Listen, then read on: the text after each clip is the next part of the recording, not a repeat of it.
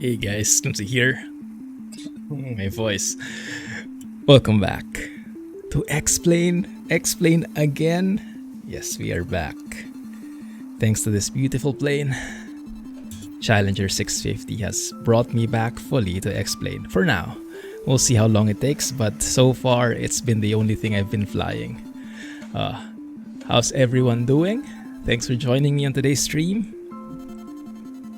Gamaste was first. Yeah, I saw your message first. That's true. It's kind of Tom is first on the list officially, followed by Scotsman and then Gamaste, based on when the stream started. But who's counting, right? Thanks guys, glad to have you here. So today we're continuing to fly the Challenger 650 by Hotstart. I've been racking up a few hours in it. I have been flying around the US, exploring the different signature FBOs. I'll share more about that later.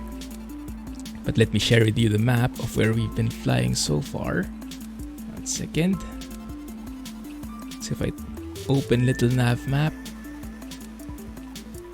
So since the Challenger 650 arrived, I have been enjoying looking into some signature FBOs.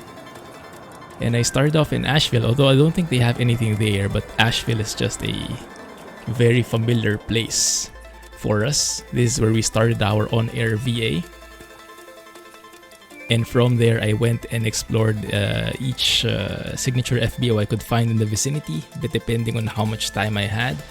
So basically, been able to go around the US, different states, and today our leg will take us from Mobile in Alabama, is it, to Jacksonville in Florida. So it's going to be 330 miles, nautical miles, and it won't be that long, but we will of course have quite a few preps along the way. This plane requires some checks, some pre-flight and everything, all those steps beforehand. That will take a bit. And seems like I actually forgot something. I have not been doing some of the important stuff in this plane, and we might regret it. You might encounter those after effects. So I recently realized, hey Patrick, thank you for 25 months. Goodness, all in the streak. Consistency is key. Thank you. Happy to have you here, man. How are things going? So yes, apparently you have to take care of your plane and make sure that it's properly maintained in the most basic aspects, like how you maintain a car at least. In addition to making sure you have enough fuel, you have to check your oil, your engine oil. And I have never done that, and this is one of the perks of this plane. It's persistent, so each flight you do, there's kind of like a wear and tear system, and part of that wear and tear, from what I've read, is the engine oil gets depleted bit by bit. So the ideal thing is to actually top it up every few flights or so. Check it after a flight, make sure you have enough quantity in there. And I actually have never done that. And you saw the map, right? I've done a few flights. So it's been, I don't know, maybe more than 10 hours of flights already. Maybe 10 to 20, somewhere in between that range. And I've never checked my oil. So we might regret that. And I think the only... So there's this entire system like this. Oh yeah, you can see it's halfway there, right? And I hope that's okay. Because I think you should actually be filling up the oil after you shut down. There's like a period where you can check this properly, otherwise the quantity will not be accurate. So I think it's 15 minutes to 2 hours, somewhere in between there, after shutdown. So remind me please later. After we shut down, I'll start the timer, and when it reaches 15 minutes, we'll go and top it up. We'll go and check it, right? So it's halfway there. But we can check that today, right now, here while we're cold and dark. So, yes, we'll put that in the list. But before that, let's go ahead and walk around the office first. Always nice, this office feeling. Welcome to the office, guys. Good morning, good evening, wherever you guys are in. I'm going to sit here because we'll be planning our flight officially now. And we are adding something to the mix. So I've recently gotten in touch with Tino again. Tino is the developer of X-CPL. He reached out to me 2020 and I tried his application out before. He gave me a copy for it and it's very nice. And it's a whole full-blown economy system inside X-Plane itself. So even if you're flying in VR, you can actually use this because this is built inside X-Plane. And I've been using this just as an add-on to the more things to consider, more things to add to the complexity, adding a bit of economy system in there. And it's quite nice. So let's try it out today. Alright, so we will be flying. Let's go and load up the flight plan in here. There we go. So what I've been doing basically is I've just been looking at the signature web page here, looking at their FBOs, and that's how I determine where we can go. So I just determine where I am. I look at which FBOs are nearby, and based on the distance, I pick one depending on how much time I have. And for this particular stream, I think it will be nice to use this leg. So starting off in Mobile, in I think this is downtown, Mobile downtown, right next to the city, and we'll be headed east towards Jacksonville. So that's the leg right there, 300 nautical miles, give or take. Okay, so let's go and enter those things. Let me also put in my notes here, make sure I have it in there. Okay, KJax. I have this kind of, what do you call, post-it note on the side of my screen where I take note of the ATIS, the clearance and whatnot, so it's easy, just a quick glance and I have everything. Right, let's go and maintain that. Ajax. It should be indeed 354 nautical miles, headed east, that looks good. And we'll be flying the Challenger 650, November 651 Charlie Lima. That's our tail number. Climb profile, cruise profile, and all that stuff. Looks pretty good. Now the passengers, this thing, now we have to go back to X-CPL because I am trying to integrate it unofficially. And the way I do it is this app actually can give you like random jobs. You can go, I think you can actually pick random jobs, but what I just do is I use it for, I pick where I want to go, and it just adds a bit more twist to the mix. So if I add an FBO here in Jacksonville, and then I say from Mobile downtown, create a connection to Jacksonville and create some jobs for me there. Creating an FBO costs money, so I don't think this is the most cost-efficient way of flying, but it does allow me to fly wherever I want to. So now we can see there is a connection from Mobile to Jacksonville right there. And we can take passengers with us and cargo. And then they get some money from it to fund our FBOs. It's a nice cycle. And what I like about it is it's quite detailed. And it kind of helps you with the landing as well. It kind of analyzes your landing, not only the feet per minute, which is, I think, very misleading, right? If it's a butter landing, it doesn't really focus on that. What it focuses more is you're landing in the center line, you're not floating, so you're landing in the touchdown zone, right in the center. And as long as that impact or that pressure of touchdown is not too firm, then you're okay. So it doesn't focus on like just butter landings but floating. It really helps encourage good behavior, good habits. Right? So let's go and get, I think we can take a maximum of around 10 passengers, including the crew, a pilot and co-pilot. So let's get 3 6, 9, and then we'll get one more guy. 10 passengers right there. Cargo, I'm not sure if we can fit that much. I think we'll be limited by 0 fuel weight from what I've tried in SimBrief. So we'll keep it to 10 passengers and no cargo this time. Right, so we know that we have 10 passengers. So that's okay for now. Let's go back to SimBrief here. And what we'll do is, instead of picking 10, actually what we've learned is that the SimBrief profile for the Challenger 650, it doesn't actually include the pilot weights yet. So instead of just 10 passengers, you add the crew, which is the pilot and co-pilot. So we actually pick 12 here.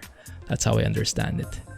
Departure runway 18, based on the weather, we have 210 at 3 knots. And then arriving at Jacksonville 080 at 5 knots, runway 32. Is that accurate? We could see. But let's generate that flight and we'll see how it goes. Let me load up Navigraph as well so we get more details. Let's have a look at Windy because I do want to get an idea of what the weather is like. By the way, I saw in the past days the East Coast has been hammered with some strong winds. Not sure if that comes with snowstorms or something. Hope you guys are fine, Patrick. Tom, I know you guys are living near the east side, right? Right now, if we look here, we have some strong winds. Actually, it's not that much anymore. You can see most of the airports in the US have VFR. You can see those green dots.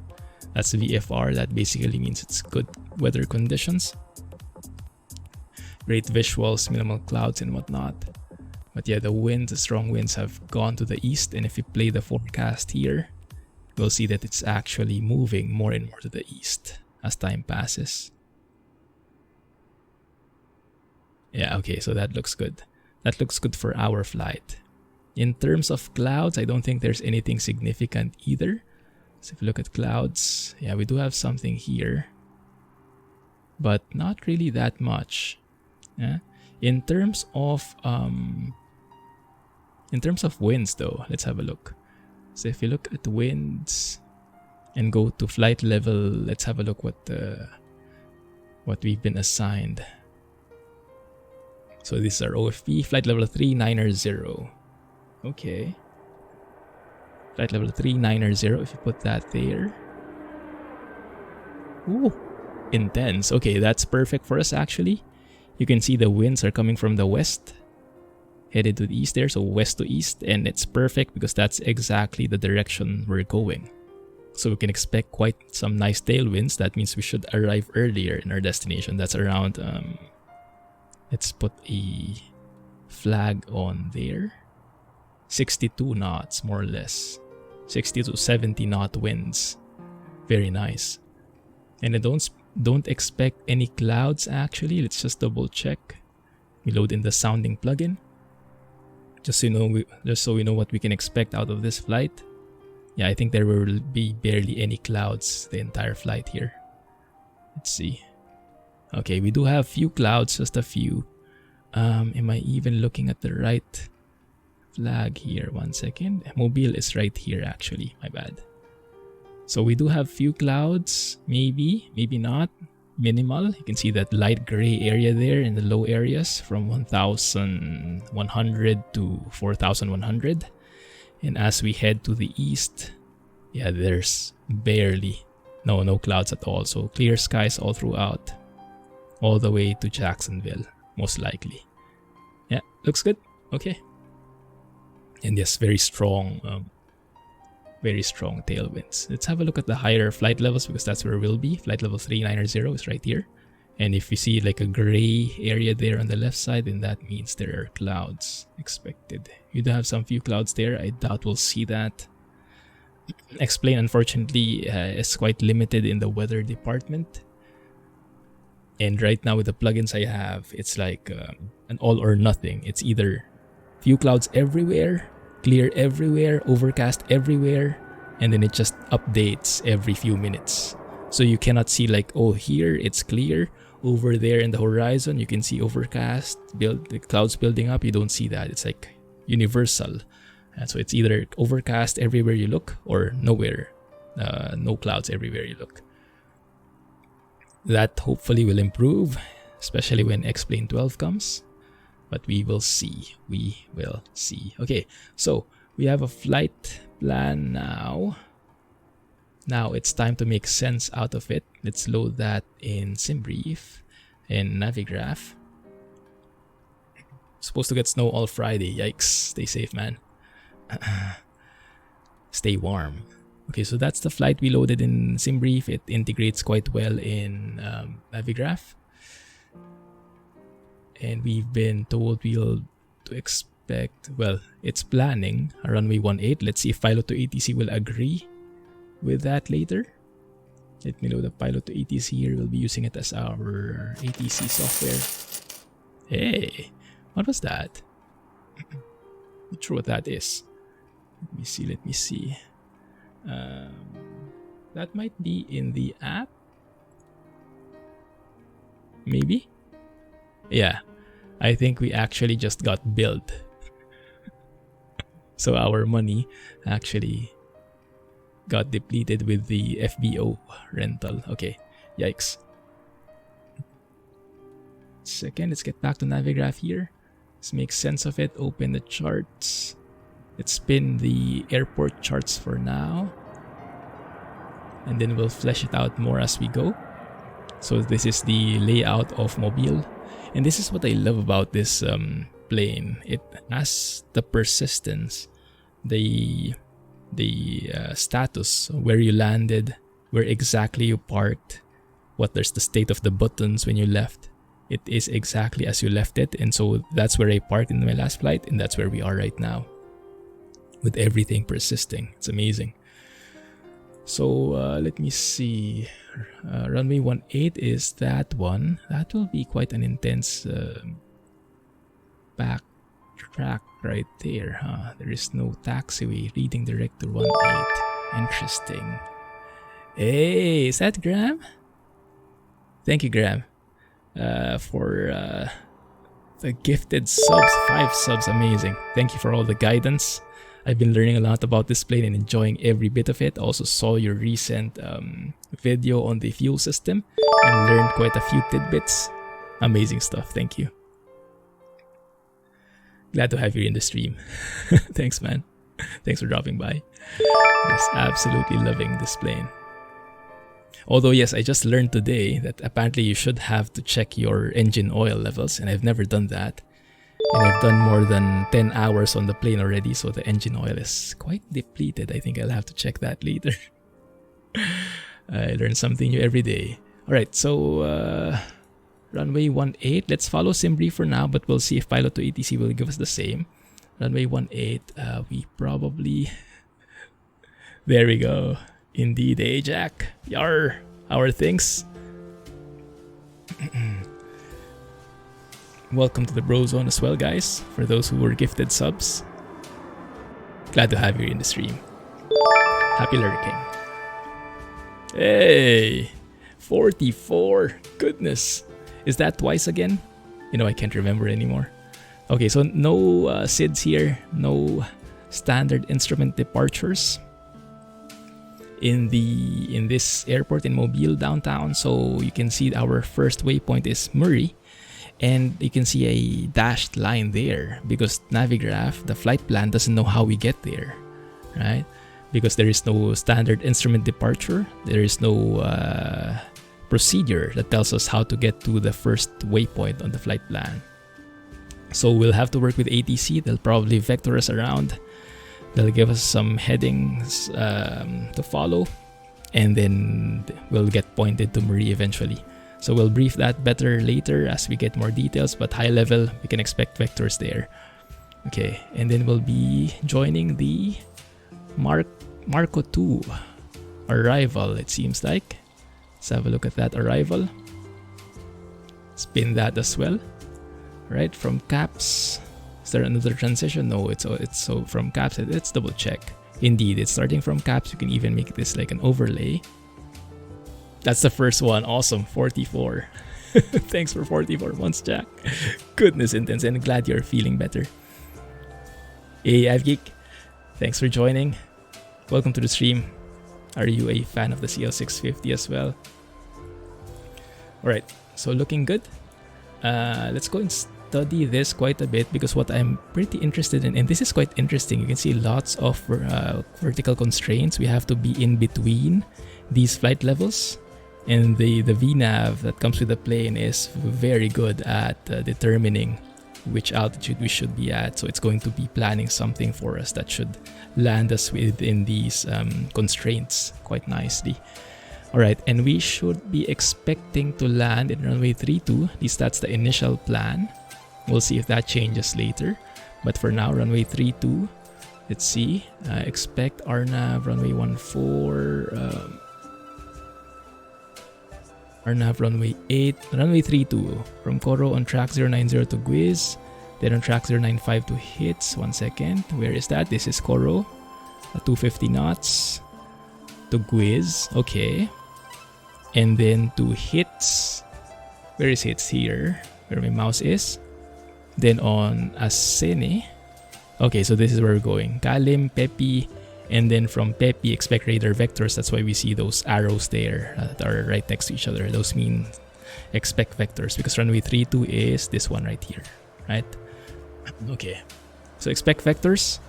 And how do we tie that in? Let's have a look at the approaches available for runway 32. Runway 32, we don't have an ILS approach. We do have 2 Arnav approaches though. Let's have a look at what the difference is. So we have a GPS approach. This is an LPV approach. Localizer precision with vertical guidance, something like that, which uses wide area augmentation system. So this is almost as accurate as an ILS, you could say. Very close. Minimums are 336. Pretty straightforward, no initial approach fix, so you do expect vectors going or doing this approach most probably. You have an RNP as well, required navigational precision, 0.11. I don't think this is as accurate. I think the LPV is more accurate.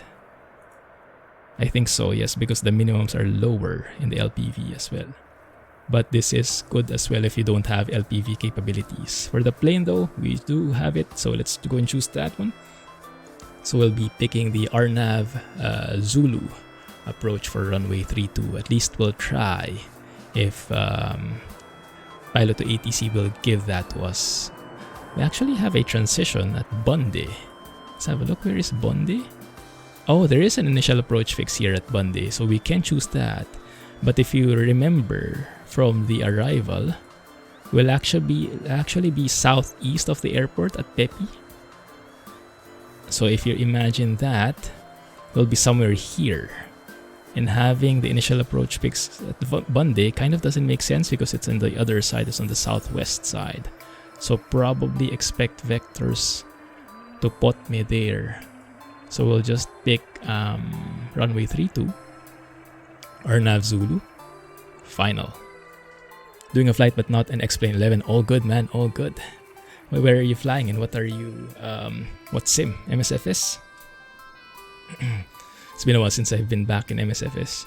Looking forward to the planes releasing. I think the Twin Otter should be releasing today, is it? If I remember correctly. And the 737 should be pretty close. Alright, that looks good. So at least we have an idea of where we will be going. I think that's enough flight planning for now. Let me move Navigraph to the left. We have our passengers looking good. Alright, let's get to Jenny here and file our flight. Welcome to Hot Start Flight Support. How can we help you today? In conflict with 5G? Thankfully not, Gamaste. Thankfully not. That's a very good point. There is that issue right now, I believe, right, with the US. Because the 5G signals are using the same, was it frequency, as the radio altimeters. Radio altimeters? Radio... What do you call it? Oh, brain fart. The thing that allows the planes to detect how high they are from the ground. So that kind of conflicts, or possibility to conflict, because they say technically the range, like the megahertz, was it? It's not really overlapping, but they are very close together. Like this is 5G, this is the radio altimeter of the plane. So they're like far apart, something like that. They're not really overlapping. But if there's some not everything is perfect, right? So there's a chance they could overlap and could distort the readings from the plane. Thankfully today, because we're doing an Arnav approach, we actually won't be using any radio altimeters. We'll be mostly relying on GPS and that was. Alright, let's see. Let's put in around 20 minutes. Should be good enough. Let's go for 2 crew. We have 10 packs on board if I remember correctly. We'll need jet A fuel. And services, I don't think we'll need anything. So let me just sign that. Yes. Of course, Captain. Beautiful signature. I'll get that organized for you right away. Good. Hey, Tyler. Awesome stuff, man. Sorry I missed that message. Thanks for dropping by. Appreciate the company. No worries at all, man. No worries at all. I will try to orient as much as possible. I know in our channel, aviation flight sims is not that big yet. Hopefully it becomes a thing, but yeah, I'm absolutely in love with this plane. It's amazing. Plane is looking good. No icing has formed overnight. That has actually happened to me twice already. When you leave the plane overnight, the next day when you get in here, sometimes there's actually ice accumulated, and so you have to call the icing afterwards. Depending on the weather, I assume. It's quite nice depending on the weather here in the airport. Let's go and remove the covers. Do a simple walk around. Do some checks, make sure everything is good. No icing here either, that's a good sign. Let's also take note of the flaps. Flaps are up because we'll need to compare that with the setting inside in the flight deck. Are they consistent? Make sure that everything is as we expect. Chocks are in. I'll let the guys take care of that later. Looking good. So yes, remind me to check the engine oil after we land later, if we land first. I guess first order of business is landing, right? And let me do a check here as well. Because I loaded Pilot to ATC, but it is kind of funky sometimes. This is Amazon Polly. Okay, US that English. works. Matthew, standard. I will be your ATIS voice for the flight. Alright, we'll work on that later. Thank you. Okay, looks good. Plane looks good. This is my favorite part of the flight, guys. This is my favorite part of the flight. If you have headphones on, you'll love this. As we open the door, you hear the creaking.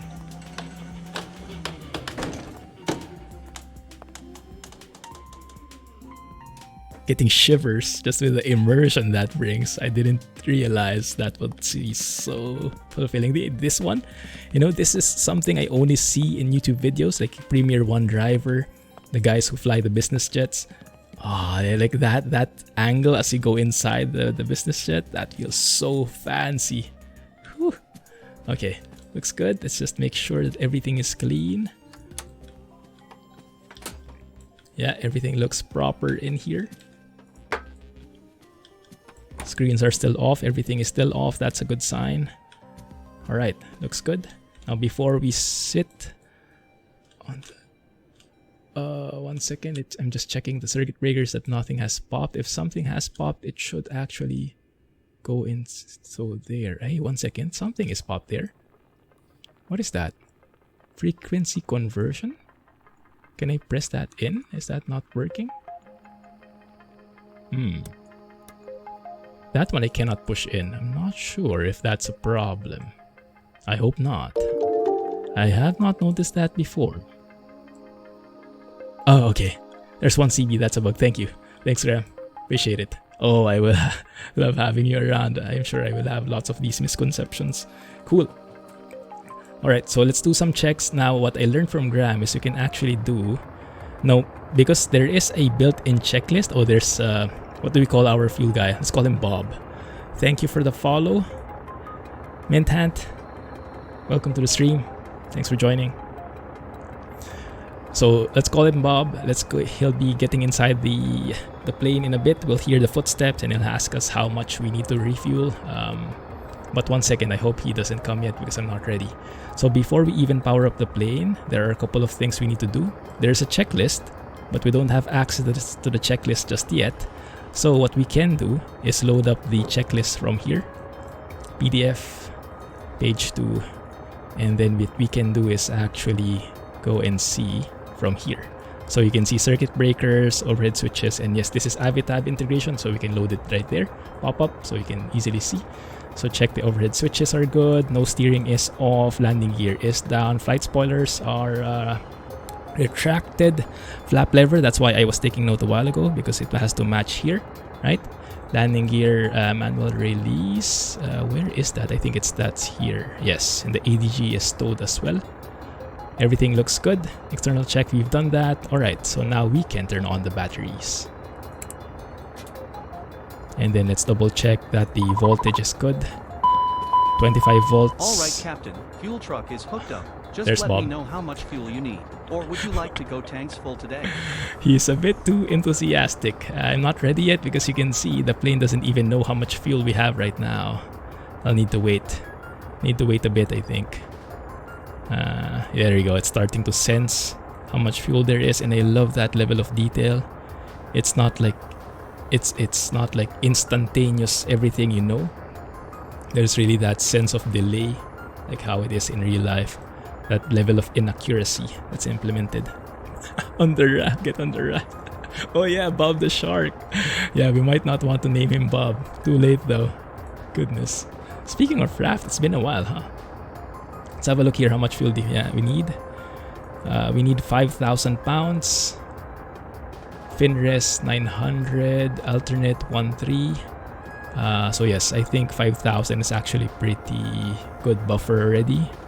Alright, so let's aim for 5,000 and let's have a look how much we have. 2,100, so let's maybe load up 3,000. I think that should be okay. But 3,000 pounds, we don't really know, because this guy speaks in gallons. We have to convert it based on the current density today. So that's the 3,000 pounds divided by 6.827. It's going to be 439 gallons, so that's 440 gallons right here. 440. Right, so.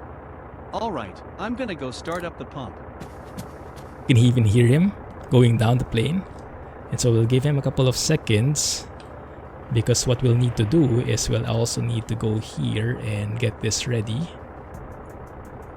Let's give him a couple of seconds. 5, 4, 3, 2, 1. He's just going back to his truck, connecting the pump and everything. So it's open the shut-off valves here. You can see they're open, so now the plane is refueling. And because it's a short flight, we only need to refuel the left and right main tanks. You don't need the middle ones, the aux and the tail, so we'll leave that, and that is refueling on its own now. Perfect. Let's continue with the checklist in here. Alright, so we have a couple of tests. FireX monitor, fire detection, so that's I think basically here. Just making sure that the squibs are okay. I'm just looking at the cast there, the messages. Fire alarm. Jet pipe overheat. Jet pipe overheat. This one. Added something to Bob for the update. Looking forward to that. I'm also looking forward to the pump, what they call it, the hose, the actual hose from the truck to the plane. Because I saw, I think that was in Toto streams, that it was there and then it's not. I think he had to pull it out last minute, if I remember it correctly. Hopefully it gets on the next update. Just one more thing to the immersion. Alright, now we can start the APU. Good. Alright, I think we can close that. Power fuel. Start stop. Get rid of the tablet. I think we're good there. Oi, that was fast. I'm not yet ready, but... Hello, Captain. It's Jenny from Hot Start Flight Support. Your passengers have arrived. Shall I have them brought to the plane? Not quite ready yet. I'll call you later. Understood. Just call me when you're ready to receive them. Anything else? No, Always that's all a for now. pleasure. Thank you. Take care. Because the temperature outside is 14 degrees, not quite so comfortable yet. I do want the air conditioning, the packs to be on, so it's a bit more comfy for the passengers before we call them in. So for now, we'll leave it there. APU is available. We'll get the... We haven't gotten the APU gen off yet. There it is, APU gen off. Okay, let's turn on the APU generator. Now we should get our checklist. There it is. Now we should have some nice guidance. Good. So now let me go through the Flight checklist. compartment checklist. AC In this one, and I DC think electrics. I'm not sure if this will be part of the update 1, but this one is not persistent. When you place this on the left screen edge, because this is my personal, I am kind of blocking the view, right? This is why I really want it on the left side, right? This. So it's a really selfish thing. That's why I was looking for it on the left. Okay. AC looks good there. We can even pop it up. DC looks exactly in the diagram. Numbers are green, so that's good. 0 amps on the batteries. Nav lights, logo light. Good. We'll also turn on the nav lights and logo lights to indicate that the plane is powered to anyone who's outside. Cockpit lights. Cockpit lights Lamp are good. test. Lamp test, yes, let's go to test. Refueling is complete, Captain. Do you need anything All hoses else? were there. I see. Weren't lining up properly. Looking forward to it. Thanks. So we have now 5,000 pounds and counting. We needed at least 5,000 with buffer already, so we're getting more than that. So yes, you can actually Okay, get good. just one quick signature on here, and I'll be on my way. Thanks, Bob. Looking Here's a forward to copy your for your records. upgrades for Have the a next nice day. update. And before I forget, let's actually get in here and close this because I often forget this one. Good. But yes, I just love the immersion on this plane. Everything. It's not just the flying. It's the entire experience. Alright, so lamp test. Let's go for lamp test 1. And then the 2. Look above. Everything looks to be lighting up properly. Good. Duct monitor. Now admittedly, I skipped some of these steps. I hope it doesn't bite me later on. FMS database status. But I'm not that, I'm a bit lazy. So hopefully the skip size step are not the critical ones. We will see soon enough. So let's cycle this to reset the flight plan. There we go. And then let's go and get our route from SimBrief. So that's going to be Kilo Bravo Foxtrot Mike to Kilo Juliet Alpha X-Ray. And while that's going, let me actually load in here. I don't think we have D8s here in this go here. I don't think we have D8s in this airport, so we'll have to rely on weather, terminal weather. So let's go and type those out again. KJAX. I also love this because you can really rely, you can stay inside the plane. Normally you'd have to look outside, look at little nav map, look at sky vector, what the weather is, right? Here you can really immerse yourself. You're inside the plane, so you're really only relying on what you have inside the plane. And it's a different feeling being able to just rely everything here. No like third-party tools to help, because you have everything you need already. Alright, so have 2353 Zulu weather, 210 at 3 knots. Visibility is perfect, clear skies, temperature 09, dew point 7, altimeter 3018, SLP, super cool liquid particles, was it? 221. Isn't that dangerous? Well, let's see. Hope we don't get that way. Hope we don't have to worry about it later. And I do want to review this as well and take note of it. So it's 2356 Zulu, 080 at 5 knots. Also clear. No, I actually have few clouds here at flight level 250 above the airport. 704 3021. Looks good. Alright, let's keep it there. I've noted them down. Looks good. Nice. Okay, looks like we have irises aligned. And I think the iris aligns also dynamically based on where you are in the... Oh, here we go again. They're based on your latitude in the world, I think. So the closer you are to the equator, the faster it aligns. Correct me if I got that wrong. But yes, we are pretty close to the equator comparing to... Because we're in the southern part of the US. So I think it aligns faster. FMS Right. flight plan uplink, ATIS, anti-skid. Looks good. Anti-skid. And yes, doing all these tests is actually part of the experience. Nose I door. love it. Nose door. I think you check if Hydraulic it's 3A clear. pump. Turn on the hydraulic 3A Brake pump. pressure. Let's go and check the hydraulics page here. Now what I also don't check, this one. There is, I think, a recommended hydraulics level, hydraulic fluid level. I'm not sure if you can top that up. That's something I also have not maintained. Show service status, maybe? No, that's not it. Yeah, I'm not sure if that's something you refuel manually. Refuel. I'll have to look into it. I'll probably search in Discord. For sure someone has asked that already. Alright, but that looks good in terms of the pressure. 3000 psi on the inbound brakes as well. Inboard rather. Parking brake. Parking brake, yes, let's set it so we can remove the chocks later. So we step on the toe brakes and then we pull the parking brake. Love that level of detail. Correct on the iris, thank you. Nose door. Great. Nose door. Hydraulic panel and pumps. Alright, let's go and turn those to auto. Electric panel. Electric panel, both generators are off. AC/DC utility switch. Let's turn on the AC/DC utility so that the plugs and everything, the screens at the back turn on. Start ignition panel. Ignition's Fuel all panel. off. Fuel panel, I love this. This is like a mini game. So fuel boost pump. So we test how the fuel boost pump and the fuel transfer system works. So we do these three. Fuel boost pump turn on, left to aux turns on, gravity cross flow turns on. But when we turn on the right to aux, the left to aux turns off because you cannot have both on at the same time. And then I think the fuel boost pump, if you turn on one, both turn on based on how that looks. Yeah, so even if only one of them is on, both of them are on. Did that get what I mean? And then when we turn off the left to aux, then the right to aux can now go on. And then turn off gravity, turn off right to aux, turn off the right fuel boost pump, and everything is good. So that's the check.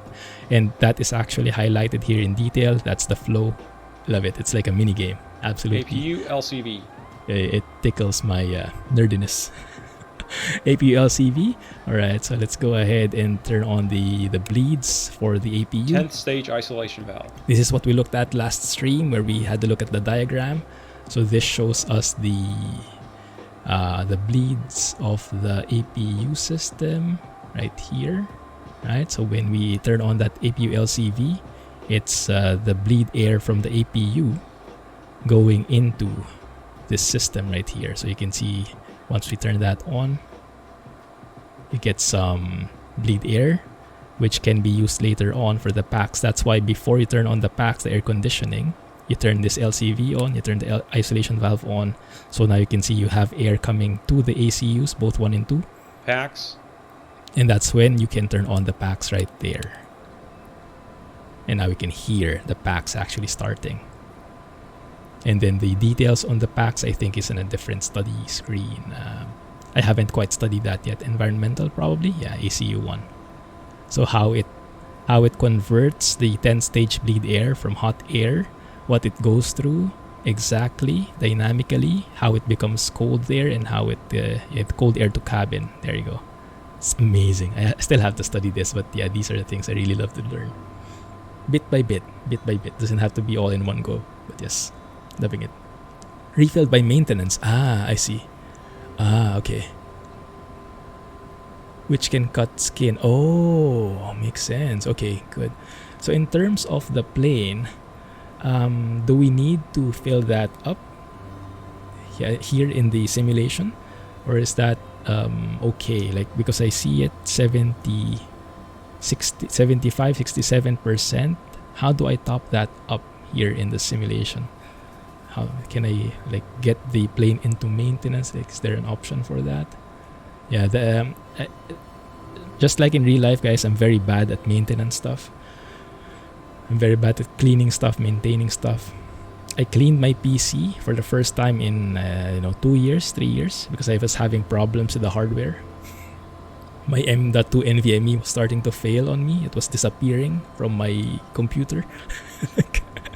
So I had no choice but to clean my PC, and my goodness, the dust that accumulated. Oh, it was horrendous. It was a nightmare.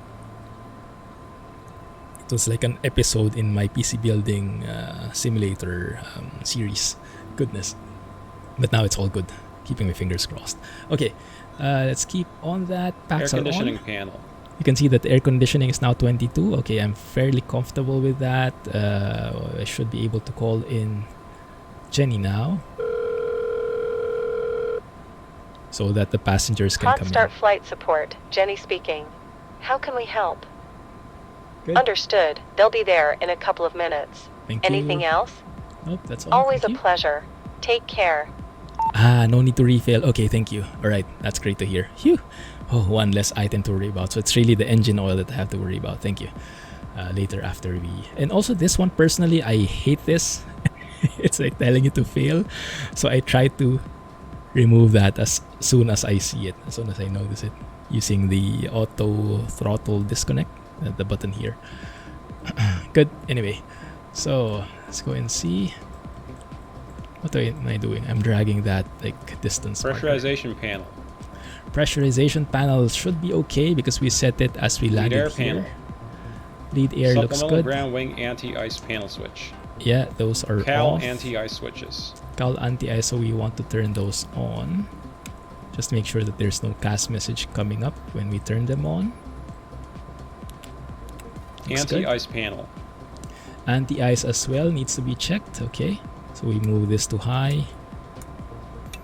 And what we want is to make this appear and then test it. Should get those messages looking good. And I think we can actually turn them on and off at the same time. Check for ice indications and the wing overheat. Wing overheat.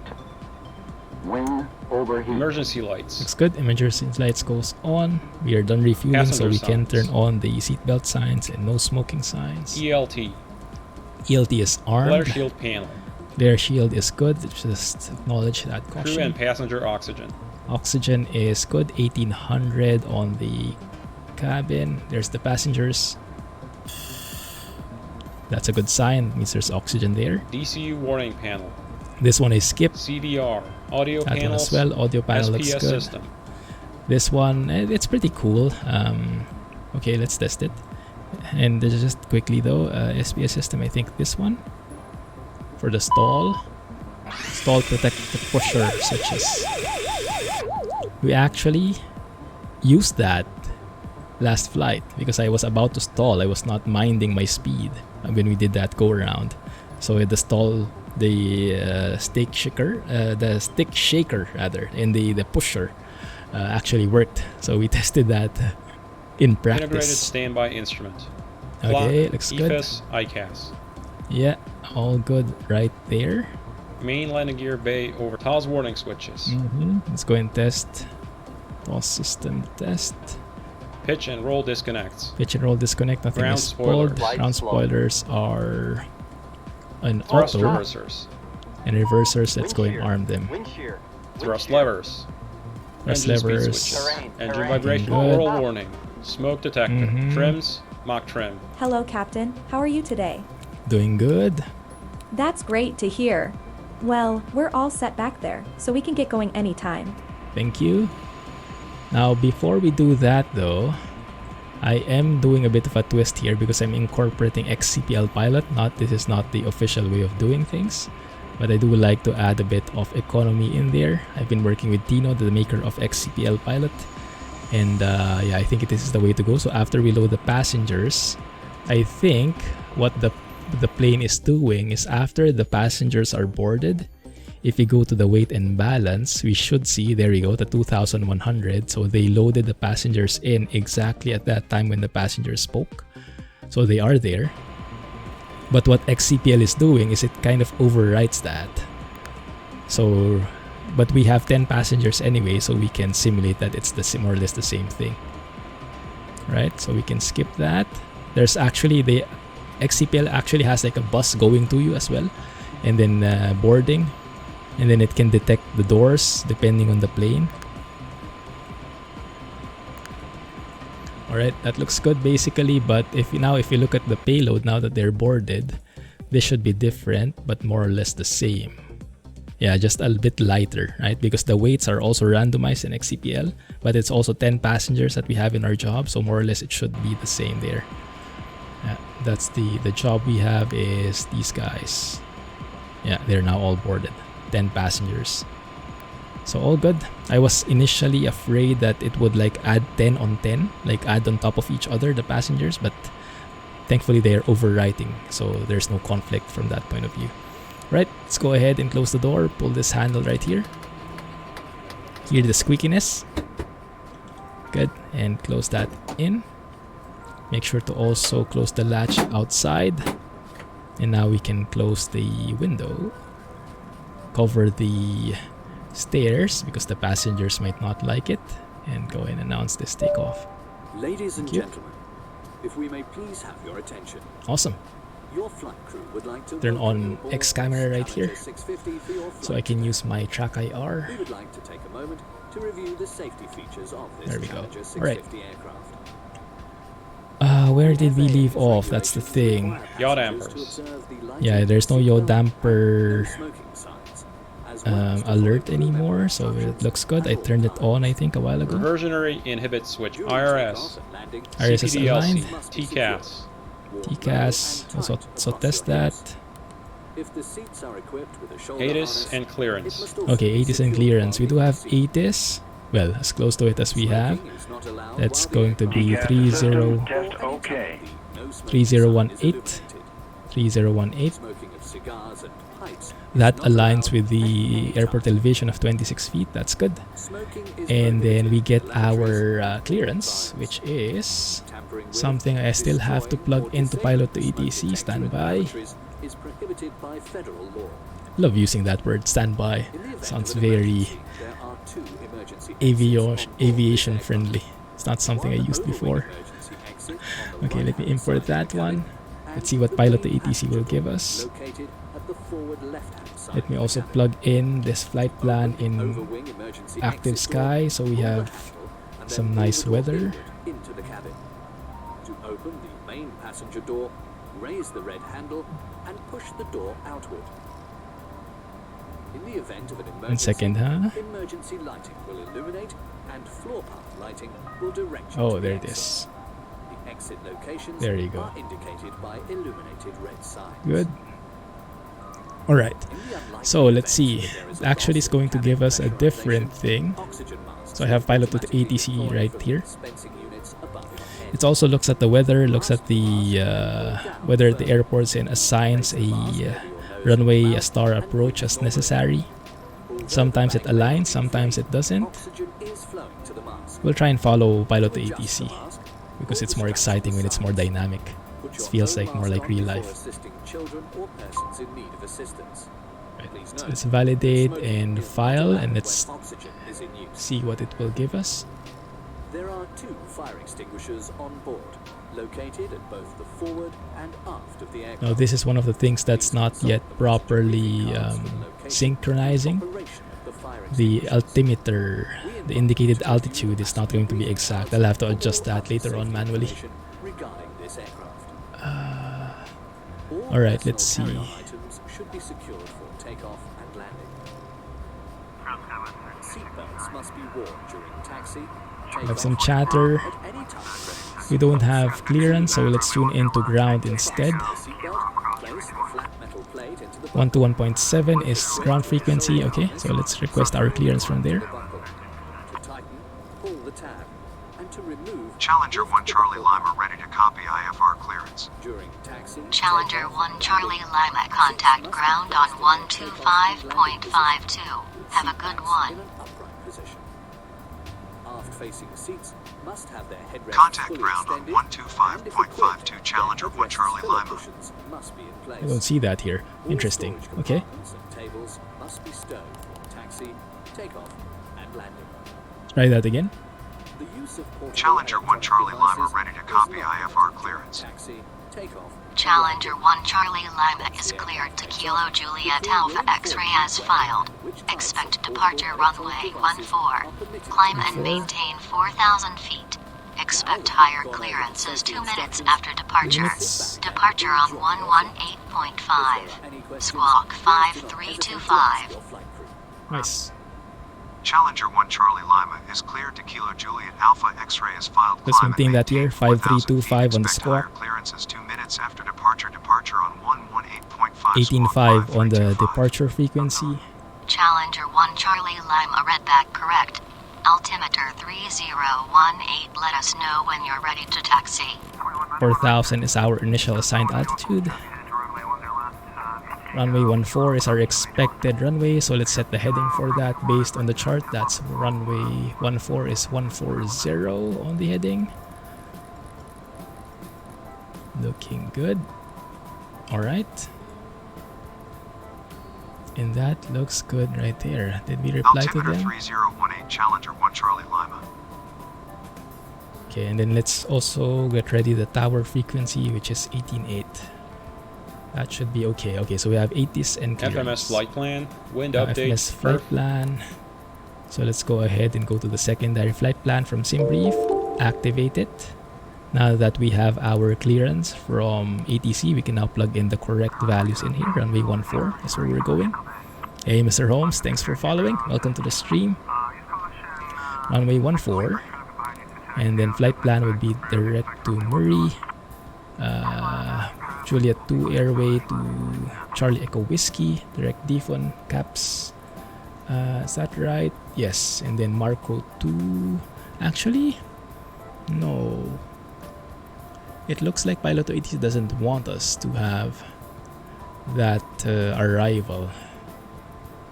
Yeah, no arrival on the flight plan there. Okay, but let's follow it. So we're going for departure arrival. Runway 08, ILS 08. And I think we'll be given vectors there. Okay, that's fine. No star. And immediately we get this check airport outside air temperature. I was caught off guard with this because many planes don't have this. This plane actually has temperature compensation. Index page 2. Where we set the outside air temperature of each airport because it would adjust the altitudes based on that. Or cold weather adjustment. Compensation 7 degrees outside here.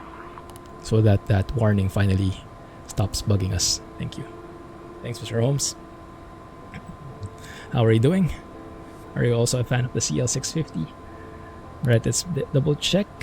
Okay, no disconnect. Actually, there is a discontinuity. Let's just do that. Maybe I should, maybe I shouldn't. We'll worry about it later, just to connect the approach to the rest of the flight plan. That looks good. And the leg winds, you can see the leg winds are blank, so let's go and request that here. Route menu, wind update. This is so hassle-free. I remember before when I was flying the Zibo 737, I had to plug that in manually. Okay, looks good. Flight plan. Perf init. We'll be cruising at flight level 390 based on the OFP. Oh, and the DL winds have been updated. Nice. Okay. Execute. Let's double check. Check fuel at destination. Really? That's scary. 1 second. Let's double check that. Okay. If you go over leg wind, yes, we now have winds there. Perfect. Scope for perf init. Flight level 390. Yes. Passengers, we have 10. Because calculated fuel is not yet updated. No problem. Just delete this. Sense the right one. There you go. Now it's not complaining at us anymore. Perfect. V-Nav setup. I've set up some defaults on the plane for fast, I'm not sure how to go, high performance climb. 300 knots. So 250 knots below 10,000. 300 knots above 10,000. And once we cross the 300 and Mach 0.78 intersection, it switches to Mach speeds. And then in the climb, we'll be at Mach 0.82. I'm not sure what these means. Cell LRC and CRZ. It's interesting. And then during the descent, we'll be descending at Mach 0.78. When that crosses with 300 knots indicated, we'll switch to 300. We'll switch to knots, and then it will go at follow the 250 knots at or below 10,000 feet. Looks good right there. Okay, good. Let's go for takeoff. Takeoff data. We have the winds here. 10 at 3 knots. Outside the air temperature is 9 degrees. 3018. So we have 1 knot headwind, tailwind, 3 knots coming, actually crosswind from the right, 3 knots. No problem. Runway 14. And it's a runway 14 is 9,600 feet in length. We're going to take 3,400 off that, so no problems at all. Takeoff weight will be 34.5, maximum is 48.2, very far away from max takeoff weight. Those are our V speeds. Send them to the PFD. You can see them one by one coming in. Perfect. Awesome. Avionics and charts. Never been much into airplanes. Oh, that's amazing, Mr. Holmes. And yes, looks like X-Plane 12 is coming soon. It's over the horizon, so looking forward to that one as well. Hey Mantra, how are you doing? Thanks for joining the stream. What are you up to these days? Right, Avionics Charts. Double check that we have the charts loading in there. There we go. That's automatically chosen for us. Love it. Okay. Avionics and charts looks good. Now what I'm not sure is why this always resets for me. The format, I think. Yeah, it always changes to people's. I'm not sure if I'm doing something wrong, but that always catches me off guard. Right, but that Flight looks good. instruments. And this is one of my favorites as well. Why did the IRS revert? Alright, and this one always catches. I like this part. I learned a lot on how to like brief make sure you have the proper settings in here. So this flow that this help document teaches, I really like that. Perform a logical flow from here, from the center, going down left here, and you go through each of the important aspects that way. So you go to the center, you see something's missing. I don't have flight director enabled. There we go. Oh, something's still missing. I don't have takeoff mode, so you press takeoff in the throttle. There you go. Go to the center. Yes, you have the rows in there. Fancy yoke, indeed. So we have the right rows visuals, and then we have the right heading for the runway 140. We have FMS1 selected. We have V speeds calculated. V1 will be 113, VR 121, and then V2 133 in case we lose an engine, and the final takeoff speed is 150. That's, I think, when we retract flaps, which is basically as soon as we rotate, we'll be beyond that almost. This plane is super fast. And then the speed, initial speed, should always be 200 knots. So yeah, that's why I love this flow. Make sure you're not missing anything. You're going through it logically like that. Takeoff, and we won't be engaging LNAV yet because I think we'll be given some vectors after we take off. And then we have Alt S there, limiting us to 4,000 feet, 3018, and the N1 takeoff limit is 89.1 based on the calculations of the FMS. Absolutely wonderful. Departure briefing. Okay, yes, so departure briefing. Runway 14. Straight out. We'll keep runway 14. We'll keep the heading of 140. Will probably be given by ATC a vector to let's see.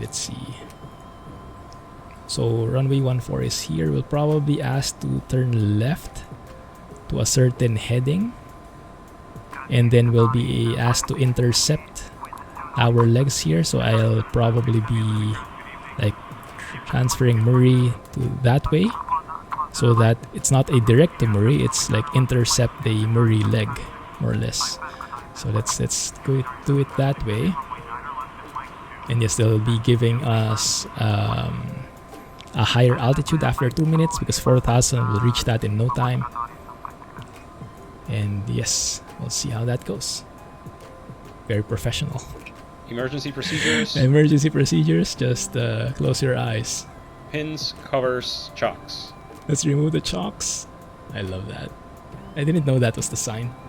We do have the parking brake on, right? Yes, there you go. And pack store is closed, that's good. Okay. Let's close this one as well. I love the pop-outs here. So easy to show you guys everything without having to like look in, zoom in and everything.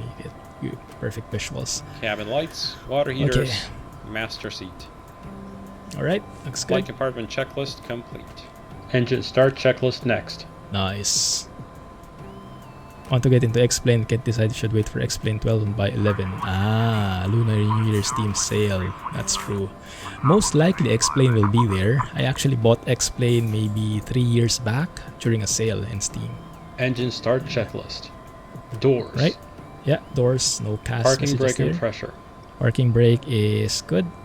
Checked and set. Fuel Yeah, pressure quantity is and good as balance. well.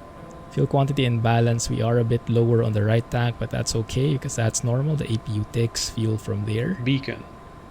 Beacon, let's turn that on. On. Fuel boost pumps. Turn on the On. boost pumps as well. Ignition. Ignition, let's go and start the ignition Armed. here. Engine 2 start. Before we actually start our engine, let's go and signal. Engine 2. I only see this in YouTube videos. It's amazing. And yeah, looks like it's clear indeed. So let's go and start engine 2. There we go. Let's go ahead and cut the music. Can I actually hear the engine a bit. Introduce fuel once the N2 is above 20%. See the ITT climbing. And I believe you'll know that engine 2 is good aside from when the first officer speaks. It's when I think you get a 2246, was it? 20% N1, 400 ITT, Fuel and then system. 60% N2, something along those lines. Right? Yeah, 2040, yeah, 246. There you go. That looks good. Alright, and then here we'll do a check on the fuel pressure. So we'll turn off the fuel pumps. We'll wait for the left fuel, low fuel pressure indication. There it is.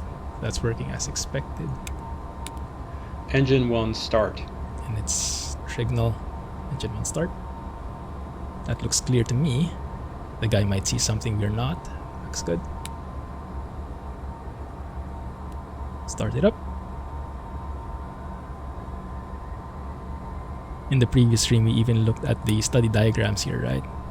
How those engines start spinning, how the turbine starts spinning, how the bleed air goes through just to start the engines. Amazing stuff. Alright. Looking good. Engine start checklist complete. After start checklist, next. After start checklist. Generator 1 and 2. Turn on the generators. Packs. Turn off the 14th ignition. stage. Turn on the bleed air on the 14th stage. Open. And this is something I never Cowl knew before. anti-ice. 10th stage and 14th stage, like what the heck is that? But it kind of makes sense after looking at the study panels. It's amazing. Right, left and right. On. Check Turn 45 those seconds. on, and then let's Flight go and start the controls. timer. 45 seconds. While that's running, let's go and check our flight controls here. Looks good. Left, right. Also, we see a bit of rudder action in there as we move the ailerons. As we move the yoke.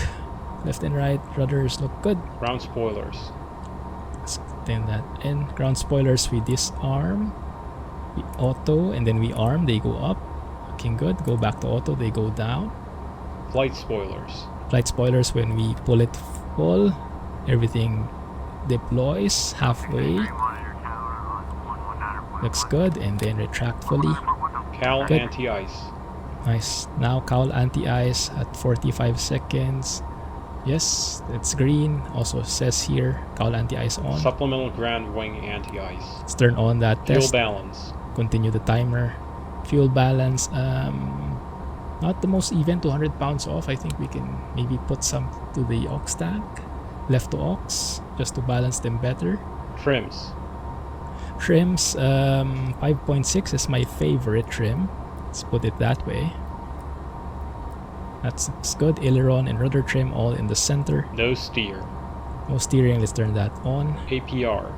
APR, I'm not sure. I don't use that often. It's here, test, yes. APR test 1 okay. And the other one? APR test 2 okay. Okay, good. Okay, and that's gone. Good. ADG unit.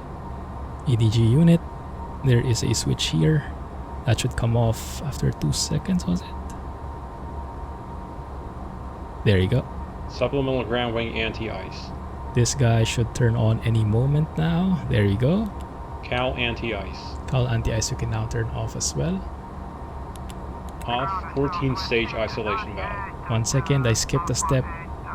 Wing anti-ice, this is a very common error. That one, we turn to norm first, then we turn on the isolation valve. That opens, close it. Wing anti-ice. Checked, off. ATS. N1 TO. Looks good. ATC TCAS. Let's go to TARA as we're about to move. TARA. After start checklist complete. Taxi checklist next. Awesome. Taxi checklist. Taxi lights. Right. On. Wing Turn and Cal that on. anti-ice. Let's request taxi. It should be a fairly short taxi to runway 14. Challenger 1 Charlie Lima ready to That's taxi. right in front of us. Challenger Alpha 1 1. Charlie Lima taxi to runway 14 via Taxiways Hotel. Hold short runway 14. Hotel is right, that one on our left. Okay, good. Taxi to runway 14 via Taxiways Hotel. Hold short runway 14. Challenger 1 Charlie Lima. Nice. Brakes and No steering. need for anti-ice. Let's go ahead and release the parking brake. Should start moving immediately. Reverse thrust. Let's go and check that reverse thrust works. Yeah, looks good. Fuel shut-off valve. Oh yeah, they are cross flow. Turn that off. Now we have perfectly balanced fuel. That's amazing. I don't like that fail word there. There we go. If taxiing the de-ice, pause checklist here until a paper de-ice checklist is complete. So hotel should be somewhere here. I think it's this one. Double check with the chart. Yeah, I think it's this one. I also have XP realistic sound, so you can hear a few more clanking cabin sounds. Challenger 1 Charlie Lima, nice. contact tower on 118.8. Have a good morning. 18.8, thank you. Tower on 118.8 Challenger 1 Charlie Lima. Okay, so let's switch there, and let's also ready our departure frequency, 18.5. Is this the runway already? It might be, huh? Yeah, let's stop here, 18.5, okay. Flaps. 20. Altimeters. Set and cross-checked. Radar weather. Our first officer is doing all the work now. Takeoff briefing. It's runway 14 right there. Taxi checklist complete. Before takeoff checklist. Before takeoff checklist. Passenger signs. Yeah, those Advised are on. Anti-collision light. On. on. Probes. That's on. On. Windshield heat. On. Wing and Cal anti-ice. Continuous No need. ignition. On. Continuous ignition. ATC TCAS. TARA. TARA. Supplemental ground wing anti-ice panel. Checked. Okay. CAS. Takeoff config okay. Yeah, takeoff config is Landing okay. pulse recog lights. Alright, good. On. Let's go ahead Before and request. takeoff checklist complete. After takeoff checklist next. Tower Challenger 1 Charlie Lima ready for departure runway 14. Challenger 1 Charlie Lima winds are light and variable altimeter 3019 are cleared for takeoff. Runway 14 maintain runway heading until above 1,000 feet, then turn left heading 1,000. 037 to intersect 037, okay. Cleared for takeoff Turn runway left. 14 maintain runway heading until above 1,000 feet, then left to 037 Challenger 1 Charlie Lima. Okay, so I'm readying 037 in here. At 1,000 feet, we'll turn left towards that heading. Runway looks clear. Should be okay to start here. Alright. Before takeoff, after takeoff is next, so we're good there. Takeoff config is okay, runway is clear. I see runway 14 on the ground. Should be 140 on the heading as we line up.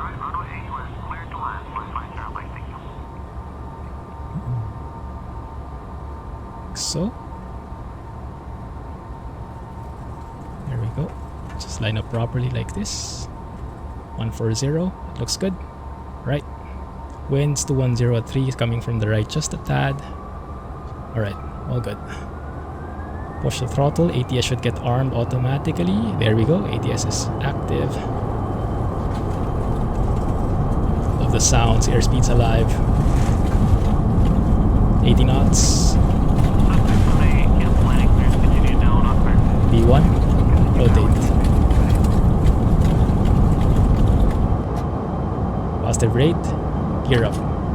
Above VF2 speed, flaps up.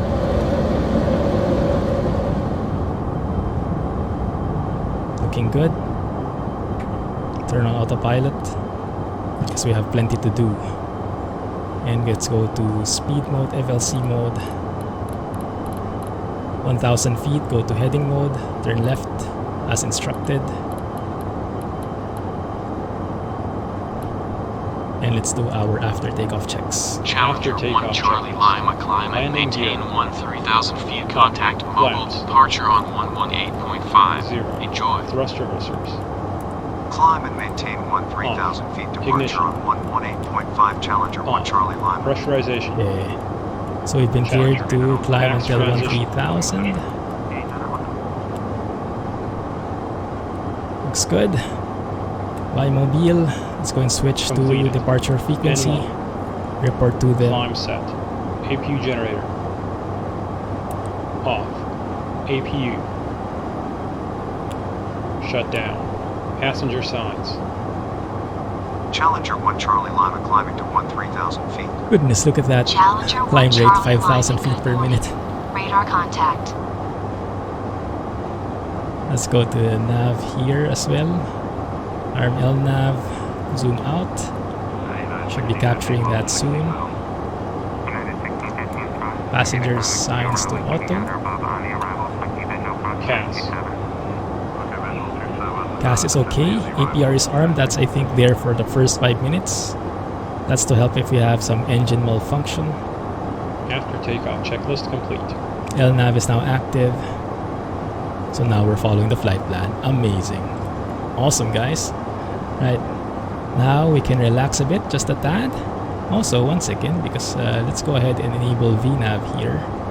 Let's go ahead and resume the V-Nav speed. So you can see it goes to magenta, and now after we're above 10,000, goes to 300 as planned. There you go. It's amazing. Let's turn off the landing lights and local lights. Awesome. Okay, so align the heading and have a look outside and go for some sightseeing. Sorry, it's a bit loud. Here it is. Beautiful.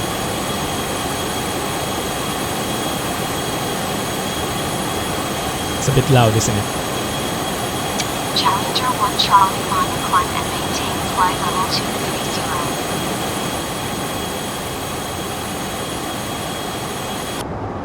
Let's go inside. Climb and maintain flight level 230. Challenger 1 Charlie Lima. 230.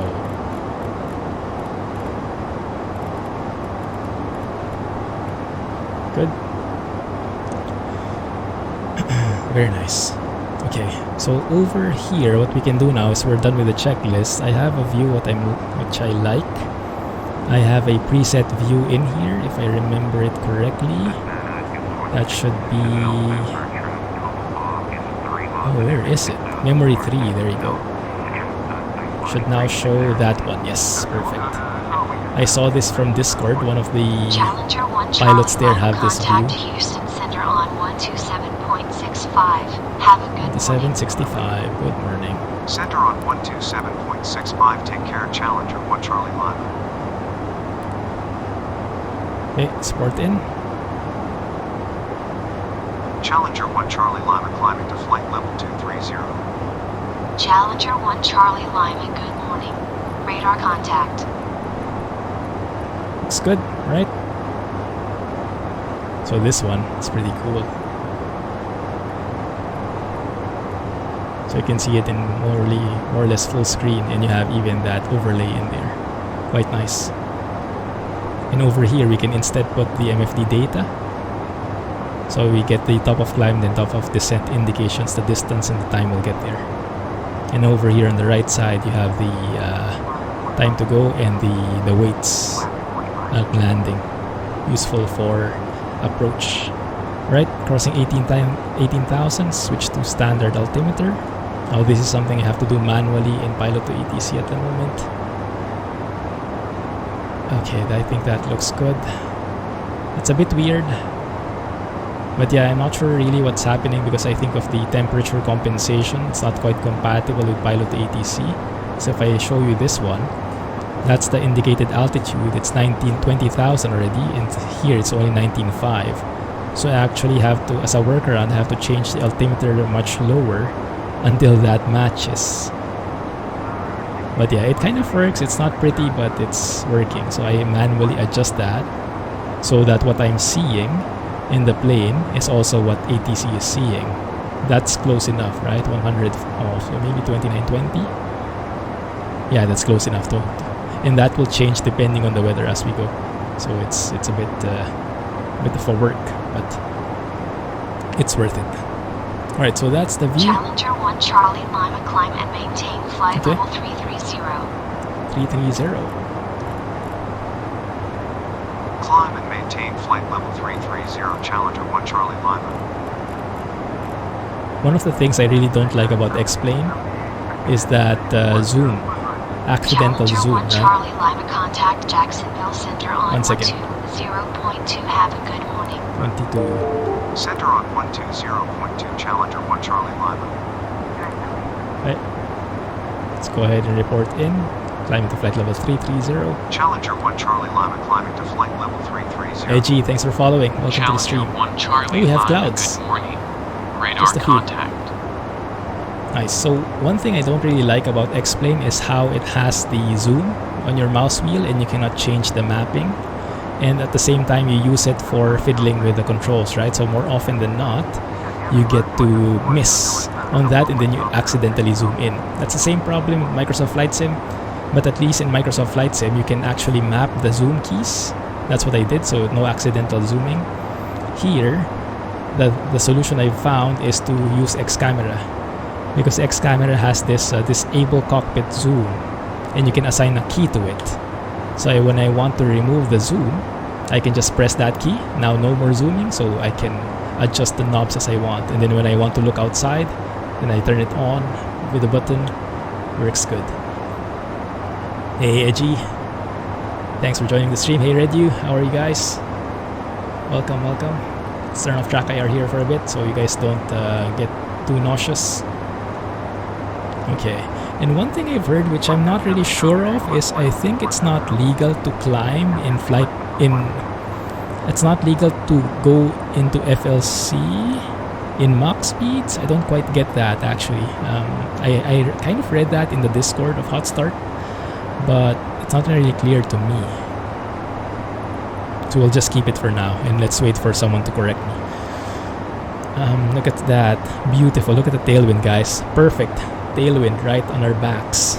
So we are traveling, we're still climbing, right? We're not yet at our cruising speed. So we're a bit slower. But look at that, 447 true airspeed, and we reached 500 knots ground speed. My goodness, this plane. That's where we're going. See top of climb, we see top of descent. It's amazing. And we should have traffic in the vicinity as well, because I have traffic global. But it seems like not so much in this area. I would have expected a lot more in Florida. But maybe as we get along later. Right, looks good. Let's go ahead and hang out with the passengers for a bit. Oh, you can actually hear something different here, like the air conditioning maybe? Some humming. Nice. And what I really like here is this one. You actually can see. I don't think you can zoom in, but it changes on its own like in a real flight. Shows you the altitude, different units of measure, outside air temperature, where you're going, where you're from, where you're going. Mobile downtown to Jacksonville International. Quite nice. And then it zooms in just like in real life, right? When you're seeing those flight plans from the back of the plane, from the passenger seat. Very user-friendly. It's not like technical terms at all. It's just as simple as possible. Quite nice. And even Nose Mobile is there. I think they have access to, if I remember correctly, like 40,000 cities across the world, so you see those cities from time to time here in the map. That just adds to the overall immersion. And as you do that, you start enjoying the view here. Although I'm not sure if I have ortho photos in this area. I think those might actually be default textures. But as we get to Florida, those should change at least. Right, looking good. Anyone want coffee? Fortunately, we cannot create one here. Let's go and announce post takeoff maybe. May we have your attention, please? You may now remove your seatbelt, although it is recommended to keep your seatbelt fastened. Nice. As we may encounter In real life, I'm not sure who does this. I mean, the pilots would be there, so I'm guessing, is there a separate like flight attendant who takes care of this area? Maybe, huh? But where would they sit? I'm not so sure. Maybe they just sit here. I have no idea. But I doubt the pilots actually take off their seatbelts to go here and prepare coffee. Challenger 1 Charlie Lima, climb and maintain flight level 390. 390. Climb and maintain flight level 390, Challenger 1 Charlie Lima. You also see this very similar to the CRJ. It goes to the half bank at around 31,000 feet more or less. And I think in this plane you can actually even set what that half bank means. And I think in this one particularly the default is 12.5 bank, 12.5 degrees. Let me see. Yeah, you can change the defaults of the plane. So what's the base passenger weight, taxi fuel, reserve fuel? What is BOW? Base operating weight, something like that maybe? Default speeds, so I set it with the high performance climbs and whatnot. So your next flight you don't have to plug everything in manually. Nearest airport minimum runway before they are displayed. It's very nice. Fuel flow correction. Looks good right there. I was looking for that one. Reduced half bank, I think. So when you have that half bank, it only banks up to 12.5%. But I think you can change it. 4.3. Enjoy your morning. 343. Center on 134.3, Challenger 1 Charlie Lima. Yeah, the autopilot actually works here. It's so refreshing. Coming from MSFS where the default autopilot is really such a pain. It's really up to the developers to make it work. And the working title at Microsoft Flight Sim, they're doing a great job at it. It's still in progress, but it's headed in the right path. But my goodness, when you compare to how detailed this one is now, it's just really... This is why many people say, explain if you really want the full IFR experience. Proper systems and avionics and whatnot. MSFS is still a bit early, I think, in its maturity. It's still a bit new platform. It's getting there bit by bit, but not quite yet. Hopefully that changes when the 737 from PMDG comes out. I will definitely be getting that. I will be definitely enjoying reading those for sure 100-page manuals. This is the one thing that I really miss in this plane. This plane has everything, the immersion, the systems, the avionics, the accuracy, the hints. But at this point, it doesn't have a full-blown manual. So people will have to ask in the Discord, in the forums to learn about the systems. I think unfortunately creating a manual is such intense work. They don't have it's either not part of their design or it's too much of an effort for their team at the moment. Because if you first thought like manuals are so simple, but then if you think about it, it actually requires so much, and I speak from experience. So I'm a software engineer by profession, and yes, I have had my share of needing to document the stuff that I program, the stuff I code in, and it's one of the hatest things for me. Yeah, it's one of the last things I do. I painstakingly do. It's not fun, but it is required, and I definitely understand its worth. And I guess it's same here. It's the last one that gets filled out soon. But I hope documentation is going to be part of the plane in one of the future updates, because it's so advanced. And like for example, those emergency procedures, those failures, we have I think 1,400 failures but you don't really know what to do when those fail, right? Because there is no procedure, there's no step, there's no manual which says, okay, this is the QRH or something. You have to find it yourself elsewhere. The good thing is, it's so accurate to the real plane. If you get your hands on the real document, then you can use that. But how would you get that? You'll have to be a bit more resourceful. And for the amount you're paying for the plane, for me personally, I would expect that the full-blown documentation is part of it. But that's just my opinion, because I've grown a bit spoiled with the documentation from PMDG. So in comparison, when I got the DC-6 from PMDG, it had like a 400-page manual, and I loved reading every bit of it. You know, every emergency procedure, every little bit of the details of the systems. It helps you appreciate the systems a lot more. And here in this plane, they do that mostly by actually providing you dynamic diagrams, right? Like what we've seen here. It's amazing. But I don't think this is enough, to be fair.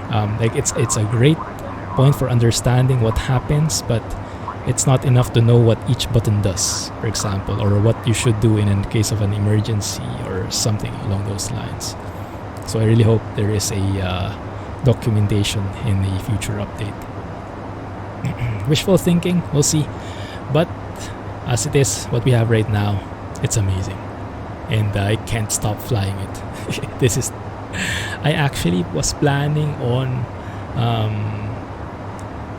recording a No GPS World Tour episode. If you guys are familiar, if you're not in YouTube yet, ! YouTube gets you to my channel. Lots of videos there, trucking, flight sim. All the previous footages from the stream are also there, so you can go and watch and catch up. And I have a series there called No GPS World Tour, where we fly the Arrow, the Turbo Arrow, in Microsoft Flight Sim. And we fly without GPS. We just navigate via VORs, we do approaches, we do IFR flights, we do VFR flights. And we've gone a little bit. We started in Singapore, went north to Malaysia, heading northwest. We're now in India, making our way to Nepal. Even before Nepal, where is Paro, guys? The airport, the infamous airport. I think that's the next part. I was planning on recording that, but I was not so much in the mood, because my mood was fully in this plane. Like I just wanted to fly this. So I've been really looking forward to this stream, so I could have an excuse. What plane is this? This is the Challenger 650 by Hot Start. Let me show you the outside. It's going to get a bit loud, guys. Cover your ears a bit. Oh, not so much anymore. Nice. There it is. November 651 Charlie Lima. Challenger 650. Awesome stuff. And yeah, it is the most, bar none, hands down, this is the most detailed plane I've seen in any sim. Challenger 1 Charlie Lima, contact Jacksonville Center on 135.32. Have a good one. Even beats the airliners in terms of complexity. Center on 135.32, Challenger 1 Charlie Lima. What was that? 3532? 3532. Yeah. It's very nice. Challenger 1 Charlie Lima at flight level 390. Challenger 1 Charlie Lima, good morning. Radar contact. Okay, that looks good. Flight level 390, let's have a look. So it's a very short flight, as you can see. We are actually expecting to be on our top of descent in 13 minutes, 68 miles from now. We're now cruising at Mach 0.82 indicated, and that is actually, oh my goodness, we have 65 knots. Oh, this is actually to the dot accurate with what we saw in windy. 60 to 70 knots tailwind, right? It's amazing. That's perfect. So now we are at 468 true airspeed, but the ground speed is 536 knots. What is that in miles per hour? 536 knots in mph. That is 616 miles per hour. Or in kph, that is almost 1,000 kilometers per hour. Oh my goodness. Thank you, tailwinds. Alright, but let's get ready for arrival here.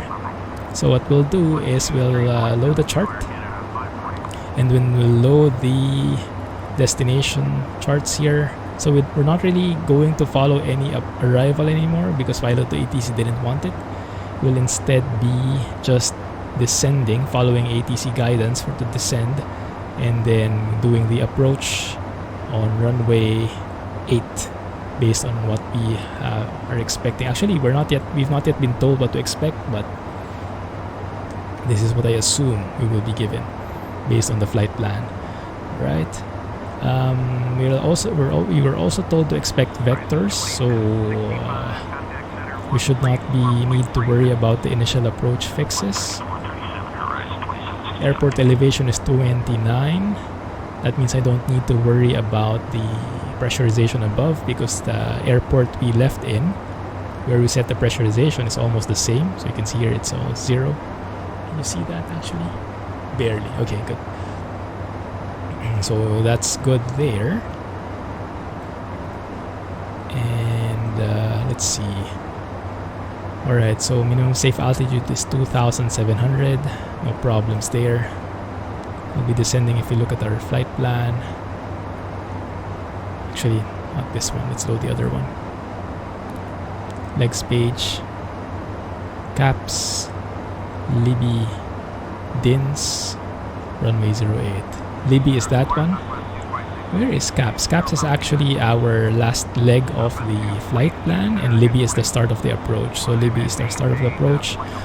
We'll expect to be vectored there, right, on the 077 final approach course. And then we'll be intercepting the glide slope at Lom. Where is that? Let me try and read this. Challenger there's the 1 procedure Charlie Lima, turn. expect the ILS approach to runway 08 at Jacksonville International. Yeah, looks good. Expect the ILS approach to runway 08 Challenger 1 Charlie Lima. Looks good. Okay. So while we're expecting that, let's brief the approach. Minimums will be at 229 feet. Let's set that at 230. Let me put in this one and this one. It's getting a bit cluttered. Bear with me.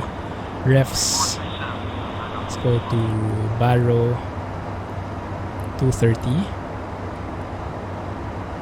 Looking good. Right.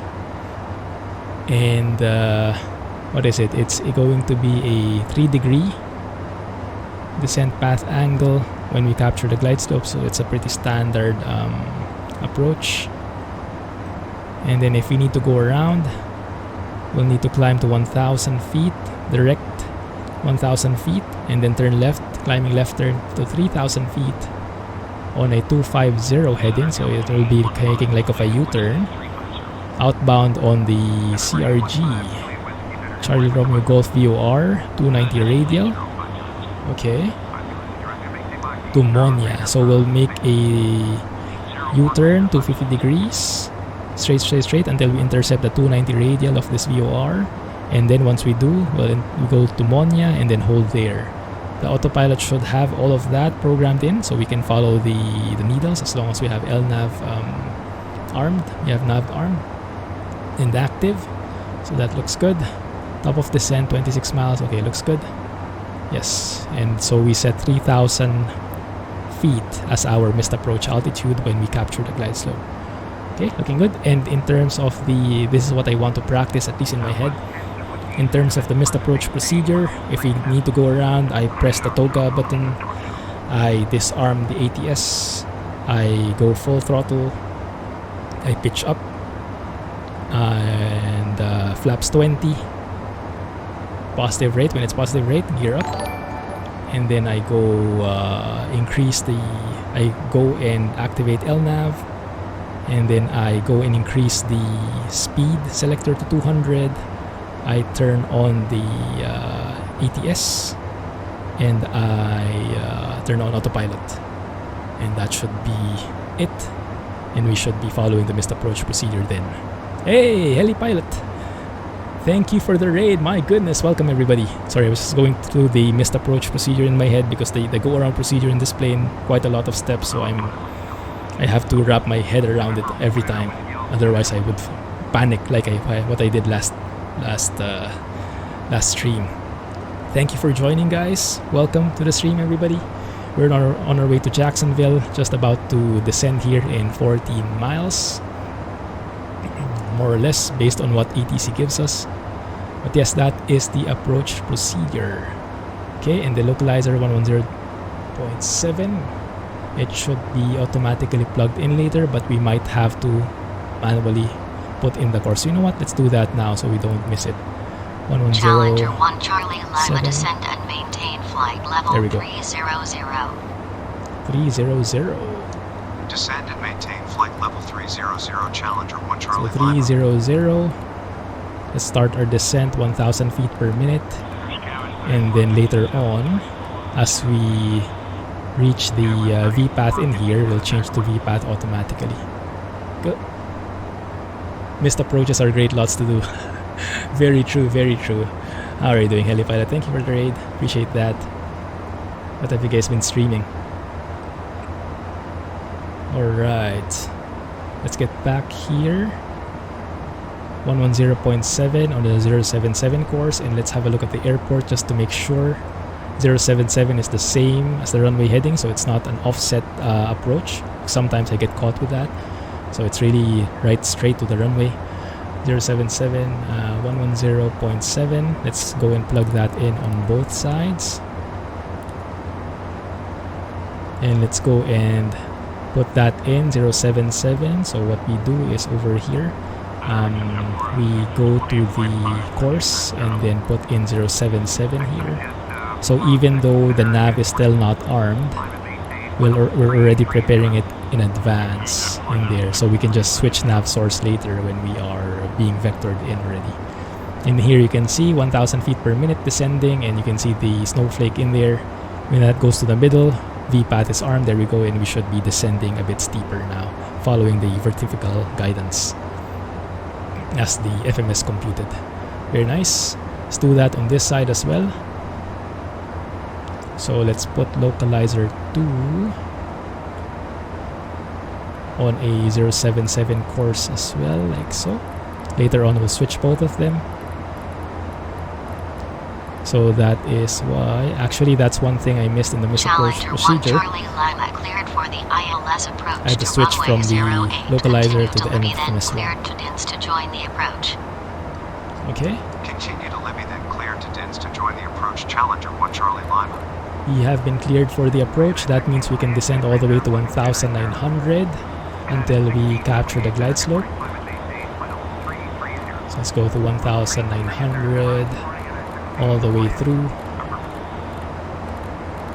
And then at the same time, let's get the weather and plug in our approach numbers so we know our V speeds. Alright, return. Required, let's remove that. We only need the one in Jacksonville. Actually, do we have a D-ATIS in Jacksonville?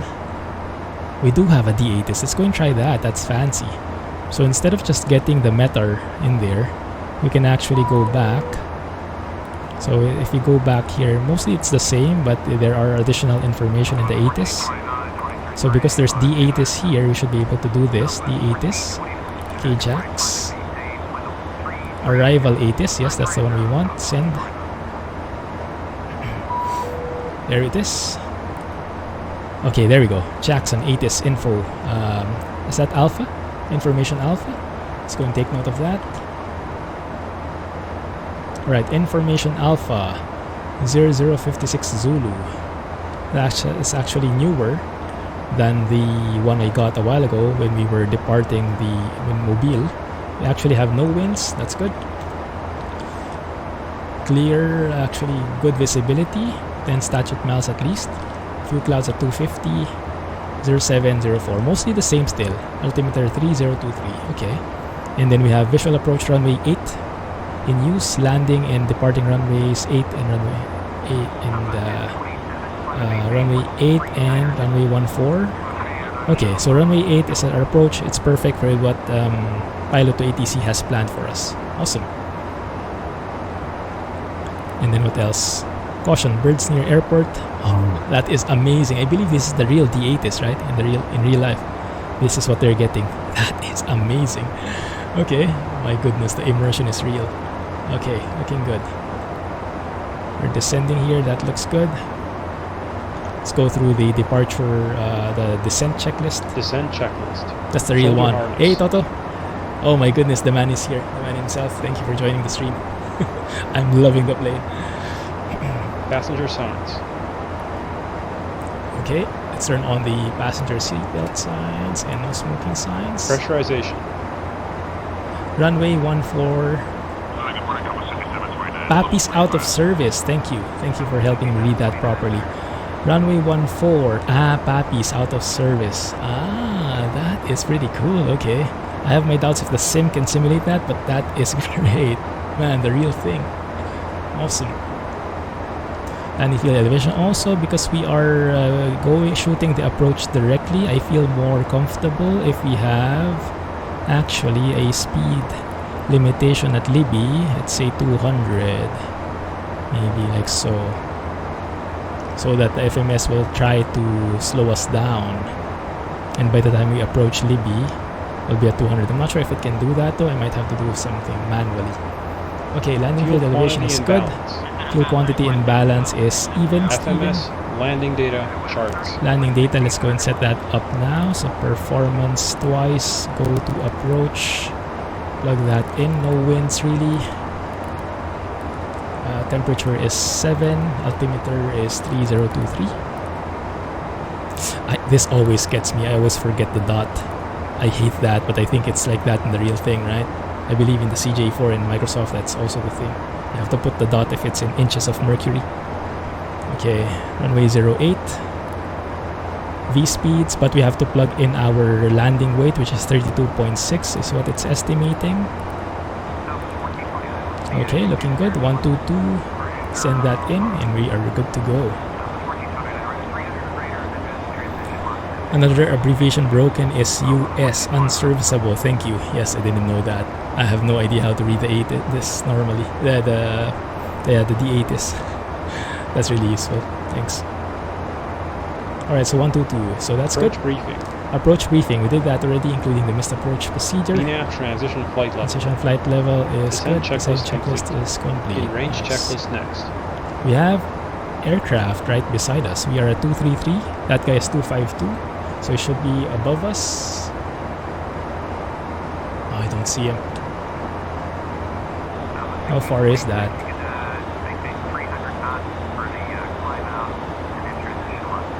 Oh, he's gone. Disappeared. Yikes. Okay. It's fine. Alright, so we don't need this anymore. Let's go and put the map there in the MFD. That will help my situational awareness just a tad. Let's turn on track IR so I can help navigate the screen better.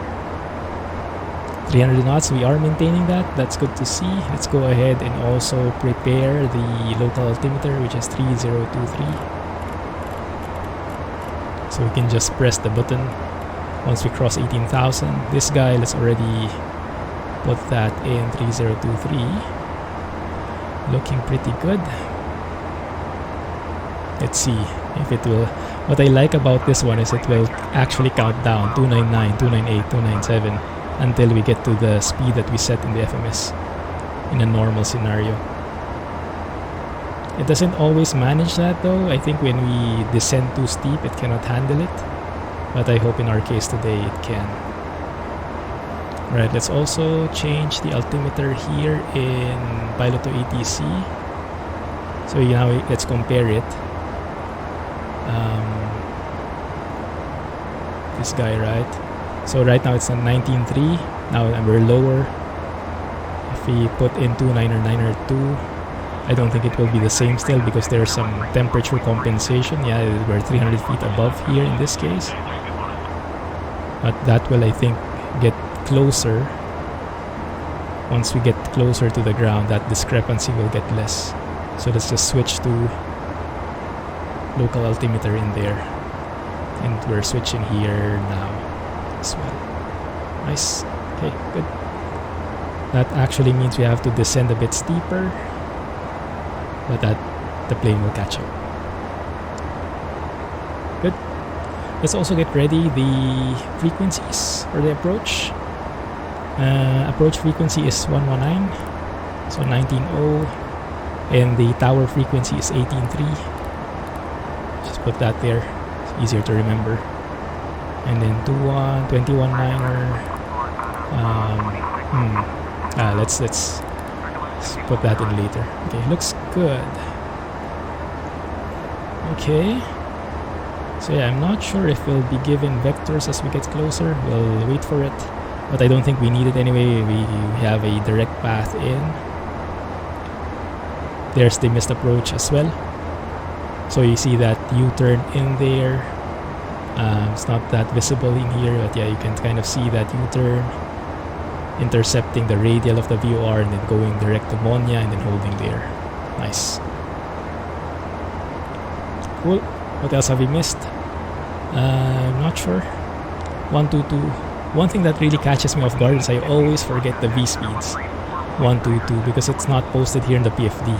I think you only see the VREF here when you're like 0, right? Because that's below the 0 speed tape. So I can't use it here. I have to look here instead. 122.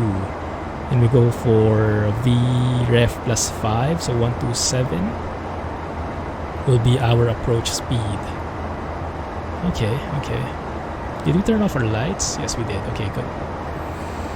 Okay, there you can see it starting now. 292, 291. There we go. Slowing down to 250. Let's see if the plane can catch up or if I'll need to help it with speed brakes. And what I noticed is sometimes when it really cannot cope with the speed, it actually has like a warning in here. Check speeds or something like that. A yellow warning. Something flashes here to catch your attention. And then when you look at the FMS, it appears there, so you are notified that the speeds you set in the FMS cannot actually be achieved given the current descent rates or whatnot. Quite nice. Something I forgot. You have to call Jenny. Get the van ready.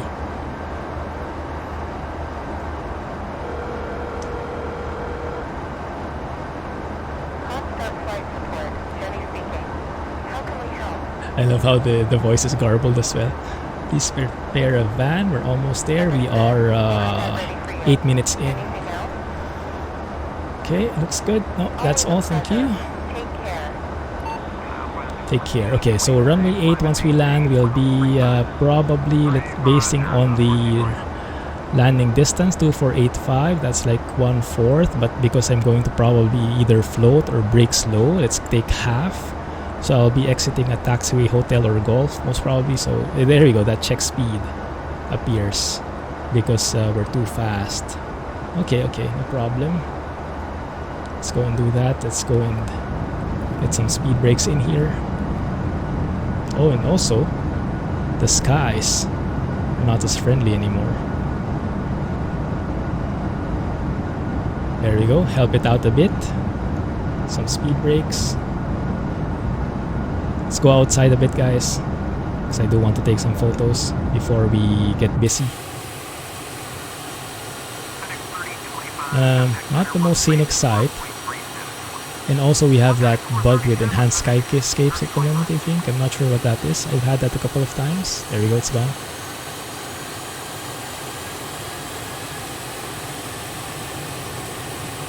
It's a nice angle to get. There's our speed brakes right there. 1 second. Do we still need the speed brakes? No, we don't. Actually fighting against it now. There's the Ghost ILS. Oh, that's nice. So we should actually get a nav to nav transfer in here. We don't need to switch manually to localizer, supposedly. It should do that for us. So you know what? Let's slow down to 200 as early as now. I'd feel more comfortable that way. 200 right at the initial approach fix looks a bit too late to me. Let's also get a fix so we have an idea. Jacksonville at 25 miles, so we are in the vicinity. That's a visual marker.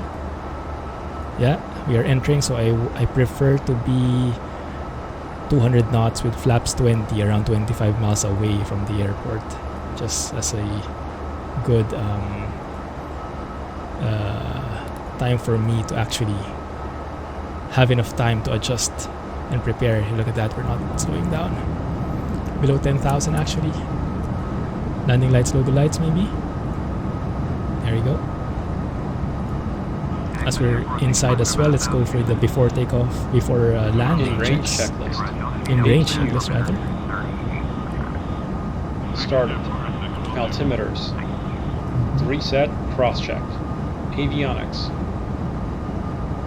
Avionics, yeah. External lights. On. N1 target. N1 target, yes, that's something we haven't done yet. Let's go to perf. Takeoff. Set. 122, 127, okay, good. Slow it down even more. We still have a speed brakes extended. I have to keep my hand here so I don't forget. APU PAX transition. First officer will help us out. Switch over the Challenger 1 PAX Charlie Lima altimeter to the APU instead of to the 303 engine. at Please. Jacksonville International APU generator. Contact Tower on 118.3. Enjoy Pass. your morning. 18.3, thank you. Altimeter 3023 tower on 118.3 Challenger 1 Charlie Lima. And ground frequency is what? 21.9, okay. So 18.3 and then 21.9. Good. So now let's report that we are approaching inbound for the ILS approach, runway 8. Challenger 1 Charlie Lima inbound for ILS approach to runway 08. Okay, 200 knots. Go flaps Challenger 1 20. Charlie Lima, good morning. Radar Speed contact. checked. Continue ILS to runway 08 call when established on final. In range Fast, looks checklist good. complete. Before landing checklist next. Alright, looks good. Alright. We are ready. Let's go over the missed approach procedure again in terms of the steps.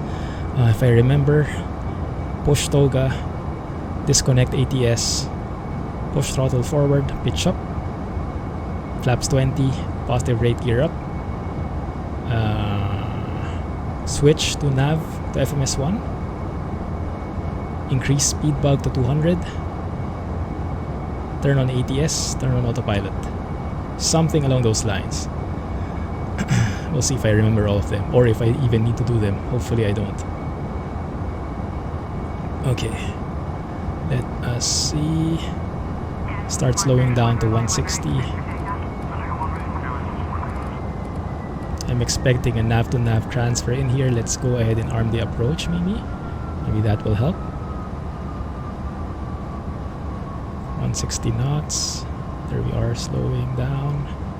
122, 127. Okay, 127. And just double checking that the landing weights are still good. 32.5, 32.6. That's close enough. Keep it there. Before landing checklist. Okay. Landing gear lever. Okay, too early. Wait a bit. There we go. Let's go for flaps. What is that? 30? Is that 30? 35? 30. Okay, 20, 30, 45.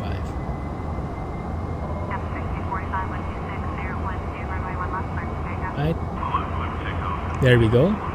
Nav to nav transfer. Localizer is armed. We have the glide slope captured. Nice. And I still have the speed brakes. My bad. And let's go to our approach speed 127. Let's go ahead and go to flaps full 45. Let's go ahead and report that we are established or final. Challenger 1 Charlie Lima established on final Over the for landing ILS gear. runway 08. Challenger 1 Charlie Lima winds are calm clear to land runway 08. Clear to land. Down indicating. No steer. Clear to land Arm runway center 08 clear. Challenger 1 Charlie Lima. Anti-skid. Anti-skid is on. Okay. Hard tested. Passenger signs. On. Wing cowl anti-ice. No need. Continuous ignition. On. Thrust reversers. Armed. Armed. Spoilers. Stowed auto. So in our Flaps. approach 2000 Set. is the Cast. missed approach altitude? No, 3000. Okay, 3000. So let's set that 3000. Okay. It's good. CAS is clear. Before landing checklist complete. Good. After landing checklist next. Alright, let's go move over to the airport here. We are clear to land. So we'll keep on this altitude, and let's also adjust the heading to 077. There you go. Unfortunately for me, the weather is perfect, so I don't have an excuse for a bad landing, but please don't expect much, guys. I might be a bit more familiar with the systems, but I am very far away from getting a proper feel of the flight dynamics. So, and also I will be disconnecting the ATS. Normally I don't think you would just disconnect the autopilot but keep the auto throttle system in there, but I'm not used to it. I kind of get a bit awkward with how it adjusts stuff, so I want to keep control of everything. So after once we reach actually, you know what, we can do that now. Yes, let's do that so I have a bit of practice. So disconnecting autopilot, disconnecting ATS. Let's adjust the throttles. There we go. So let's do that on our own then. But we still have the flight director, we still have the glide slope and other instruments to guide us, so we're not flying in totally blind. There you go, but just so I have a bit more control about things. And I'll try not to float. I'll try not to do such a hard landing. Adjust the throttles just very, very slowly, very small movements. There you go, looking good. Going a bit low. Very minor adjustments you can see on the yoke there. A bit high. You can actually hear the engine kind of changing the revs. And yeah, this is quite an interesting plane. The experts also said it. When you push on the throttle, you expect the plane to kind of pitch up. It kind of pitches down for a bit before it pitches up or something along those lines. It's a bit weird, but they say that's really how it is, so it adds to the excitement. Yeah, looks good. No plane on the runway, that's good. We have our minimums at 230 feet if I remember correctly. We will be told of it anyway. We're a bit high, so I pull back on the throttle just a tad. It does take some time for it to adjust, so let's give it a bit there. And the tricky thing about this plane is the flare. I think the flare has to be minimal because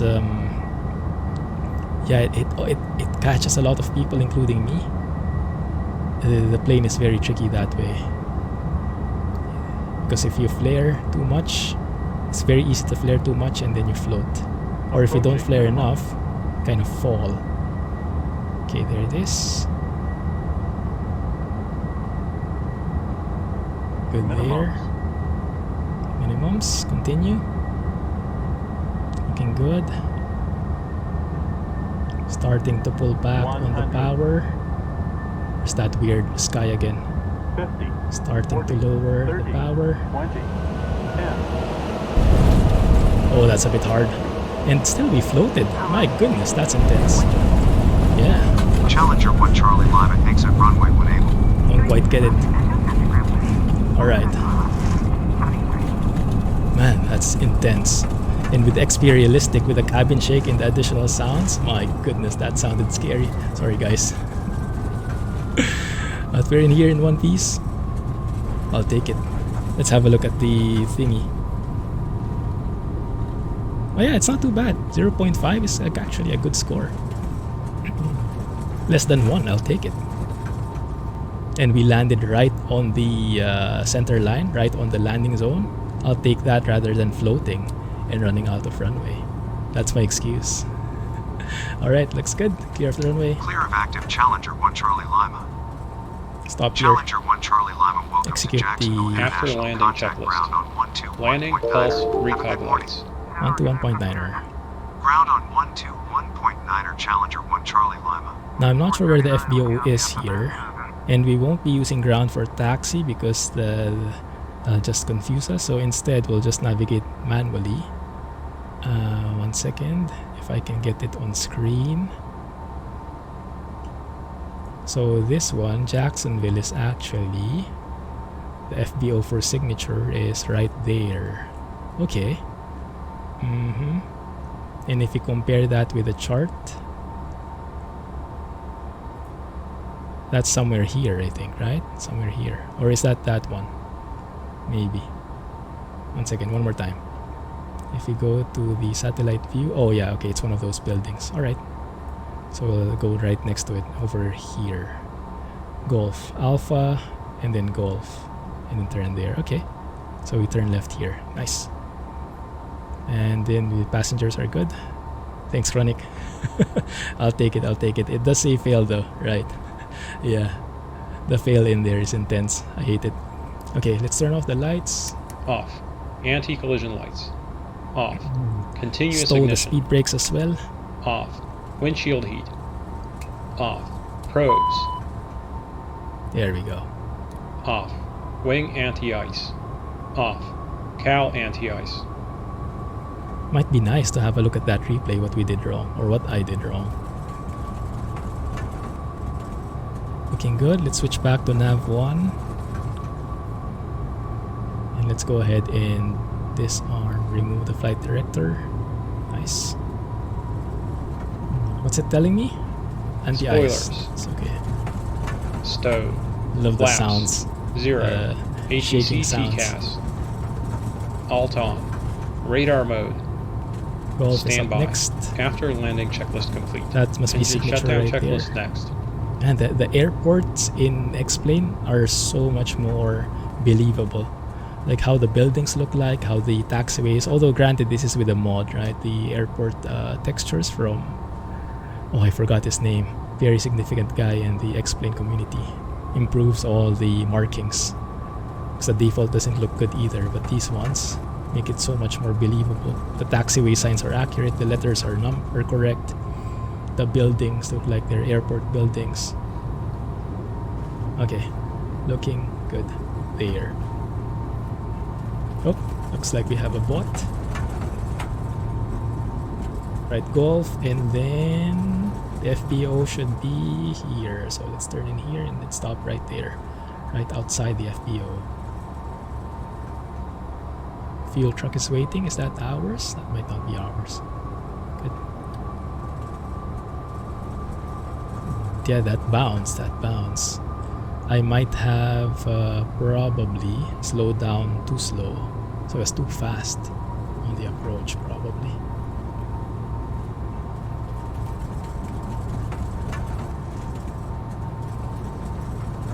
I'm getting some kind of palm trees in here already. Welcome to Florida. Is that the tower? Might be, huh?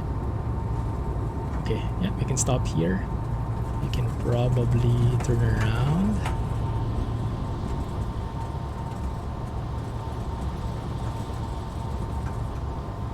Not too many planes here, interestingly.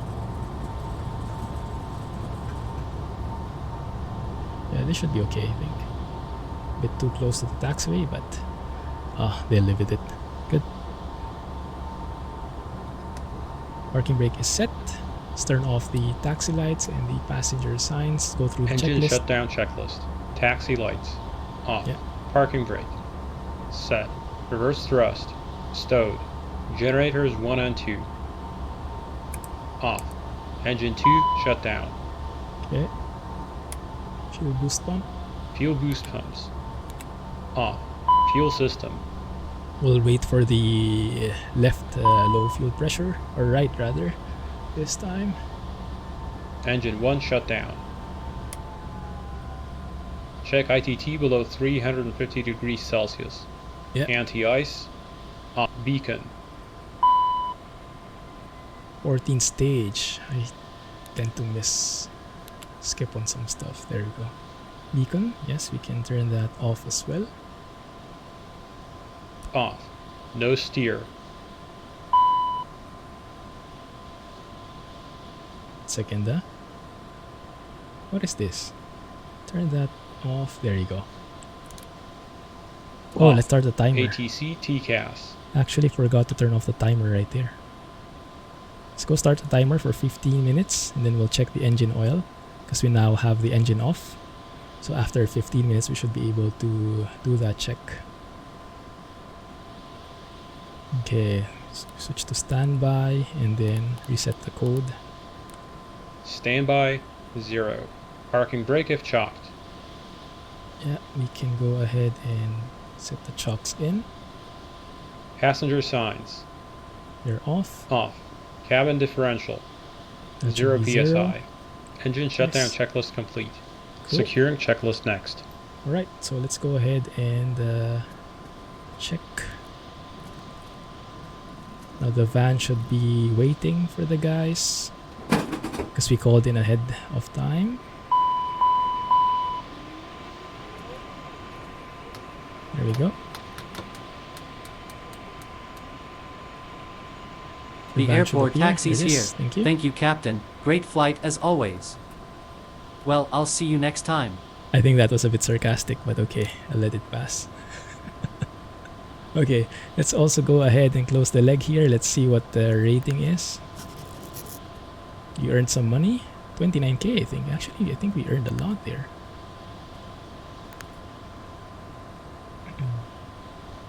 It's good. I want to see the rating. There it is. Ah, there it is. There it is. Indeed. So we've flown with real weather. That's good. It did detect that our landing was a bit firm. I think it's very civil when it comes to wordings, right? It just said moderate, didn't say hard landing. So we only got 1 point there. And we didn't float, right? So float was short. So we landed right on the touchdown zone. So that was good. We took off on the runway on the center line and then landed on the runway and center line as well. So 4 out of 5, not too bad. I'll take it. Plenty of room for improvement getting there. Oh, but we were late.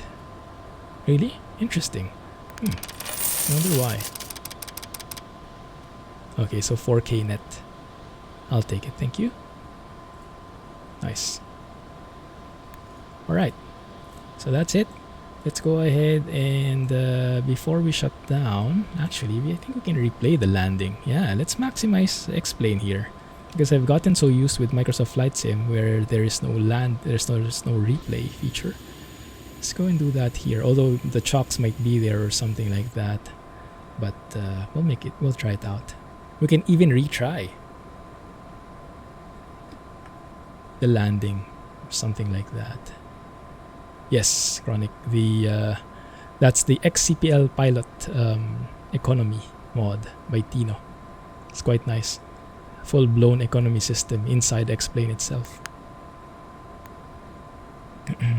I'll recommend it if you're craving for some economy.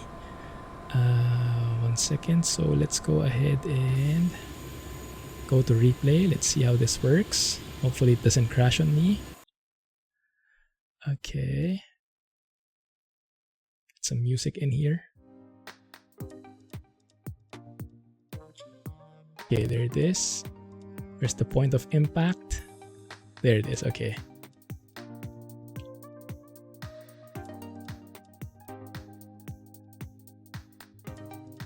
What do you do with the money? You buy more FBOs, you buy planes.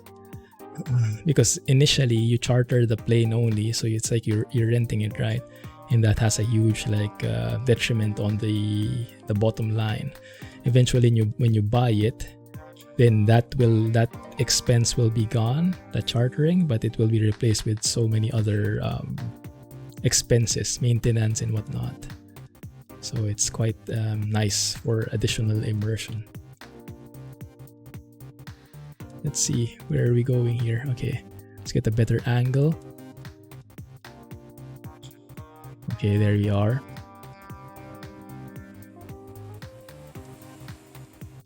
We have the chocks visible. This is one of the replay quirks. Okay.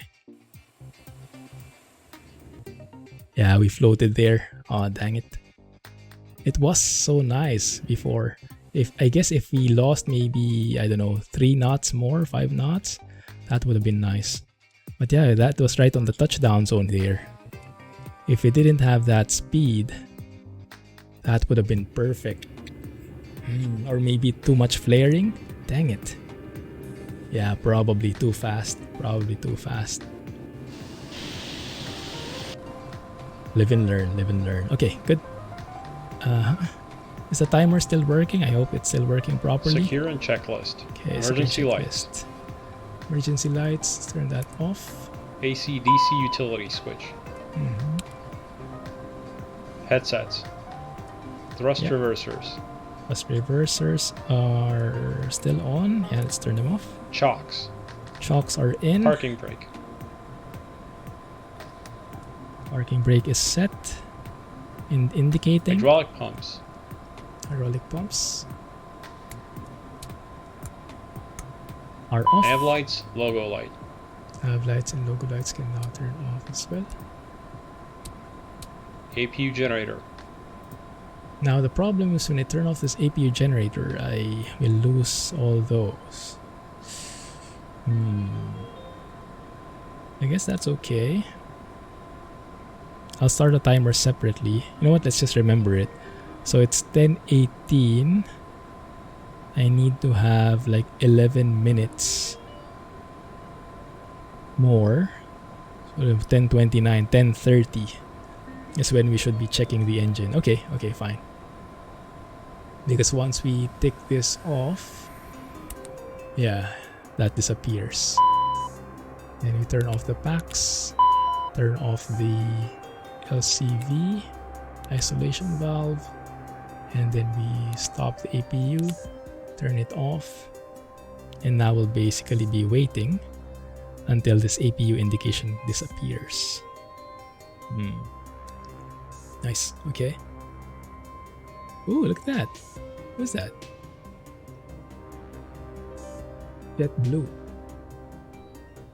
This is Traffic Global. Yeah, Traffic Global is amazing.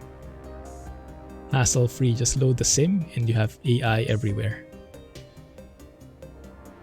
Using proper runways and whatnot.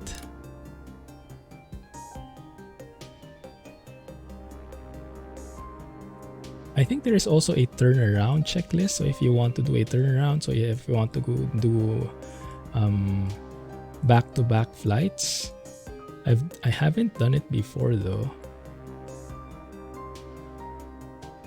Let's see if it's here somewhere. Securing checklist. Yeah, I'll have to check. I'm sure it's here. It has been discussed, but maybe I just don't see it. In range, after takeoff, immediate return. I think that's for after you did the go around.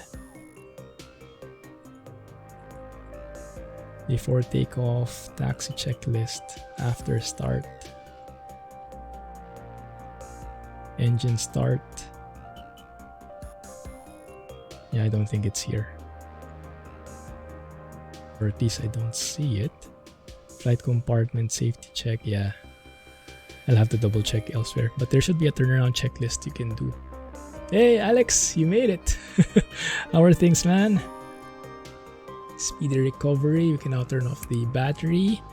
So we have like 9 minutes before we can check the engine oil. So we have a bit of time to spare. So let's go ahead and make sure those are checked. Yeah, that circuit breaker is popped. Should be fixed in the next update, as Graham told us. Let's clean up after the passengers here, see if they messed up anything. Oh my goodness, fancy seat, huh? Living the life. Goodness. Good to hear, Alex, good to hear. You're not home yet, are you? Okay. Factory is clear. Clean. Everything looks good. Alright. Let's go ahead and get off the plane here. Close the door. Hopefully home in 2 more weeks. Hoping for your speedy recovery, man. It's great to hear. Hang in there. Are you itching to go trucking? What are you most craving for? Something to look forward to. Let's just do a quick check. Put in the... I'm not sure if you put this right after. I guess it's okay. Should be cold by now, I hope. Although these pitot tubes, I think, get super hot. The click spots here can be a bit tricky. And I think everything else is good. I love the footsteps as well. Fancy. Hey, Panda. How are you, man? Just finished our flight here. Cooling down. Looking good. Alright. Let's go to the FBO. Where's the FBO anyway? I think it's somewhere here. Yeah, that must be the entrance. That right there. Good. You missed the trucking, yes. Plenty of things waiting for you when you get back. Nice. Alright. So we still have like 7 minutes, I think, before we can go. So let's maybe hang out here for a bit. Let's go and study. Let's have a look at what we can do with the other menus. I haven't explored so many of these yet. Toggle the cell phone. We can refuel. AC generator, DC generator, de-icing. Yeah, this is what we need. The engine oil replenishment system. But we cannot use that yet, I think. Yes, let's wait 7 more minutes for it. So that it's a bit more accurate. We can go through the checklist, the pop-up panels, and the study parts. It's still spinning. When you have strong winds, you can actually see this still spinning. I actually had one time the winds were intense. There were some intense winds in the Midwest a couple of days back. And I think it was like 25 knots gusting 35, something along those lines. And you can visibly see the plane shaking. The IRSs would not align. Because the plane was moving when the wind hit it with the gust. The plane moved and the IRS was aligning itself. It's expecting you to not move at all. And because it moves, it resets. So the IRS never got aligned. I had to do some workarounds. I'm not sure in real life what they do in that case. Oh, yeah. Still have water in there. Oh my goodness. Oh. Sorry to hear that, Panda. Goodness, man. Speed recovery.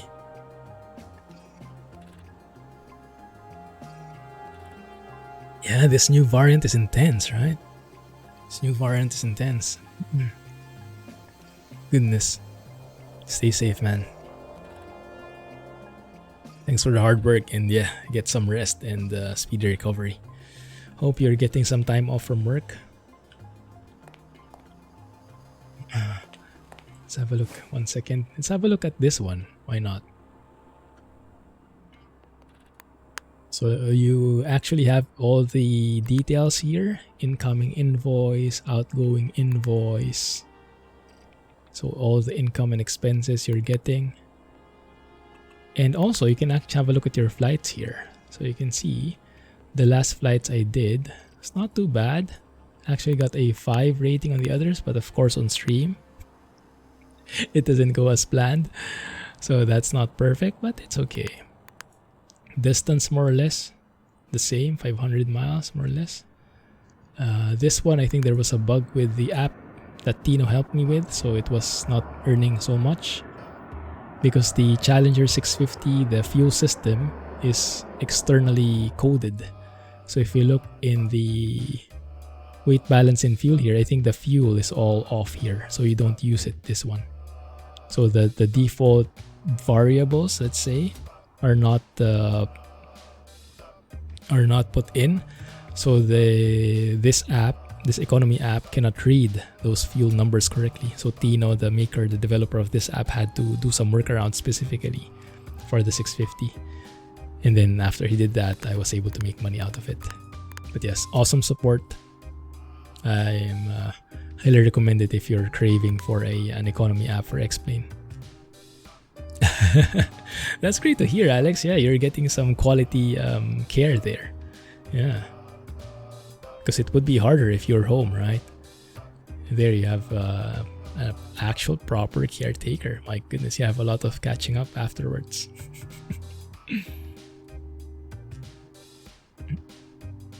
Yeah. Maybe she can also take your gaming rig from your home there. Is that pushing it? That might be pushing it. Okay, so what I have right now, I think what I can do...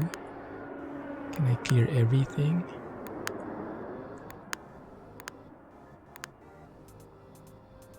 I think it doesn't show.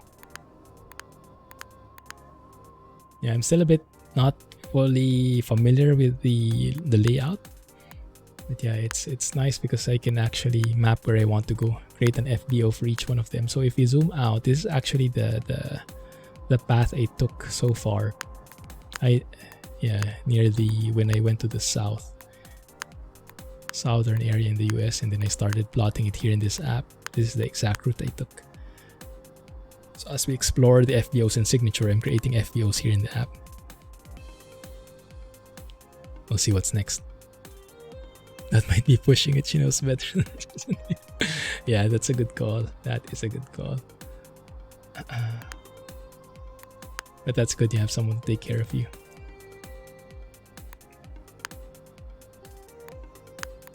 How bad is it at the moment, the ankle? So I guess you cannot put your weight on it, huh?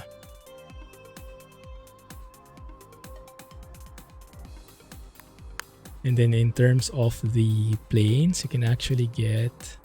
One second, where is it? Aircraft.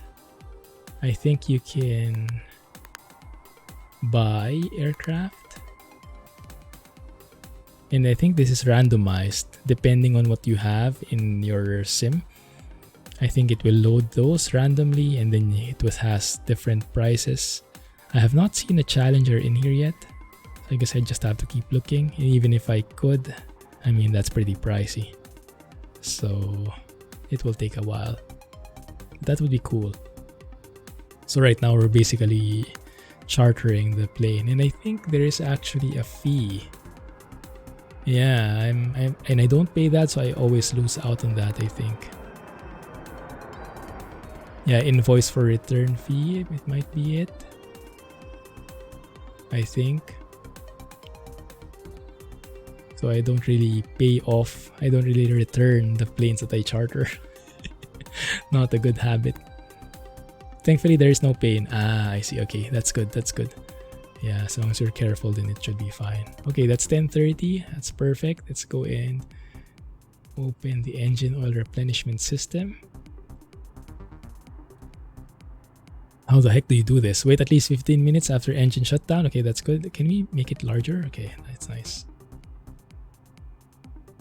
Make it like so you guys can see as well. Alright, that way, right? Should be able to see that properly.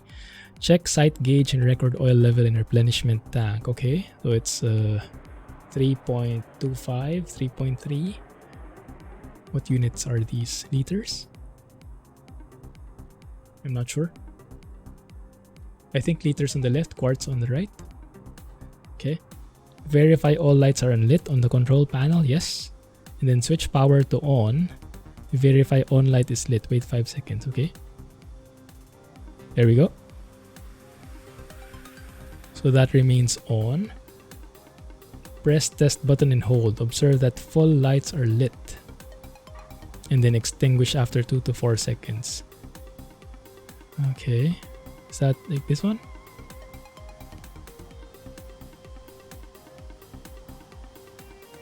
I think it's still full or not. How do you know?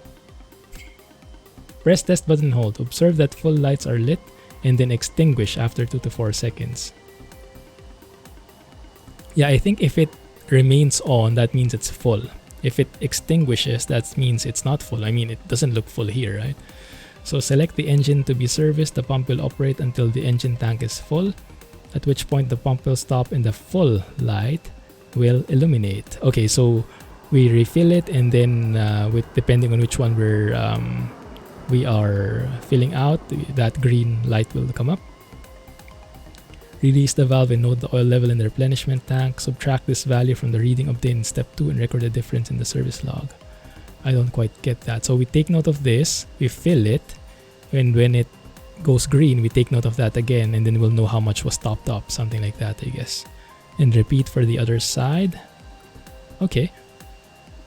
So this one is the left side, I guess, and this one is the right side.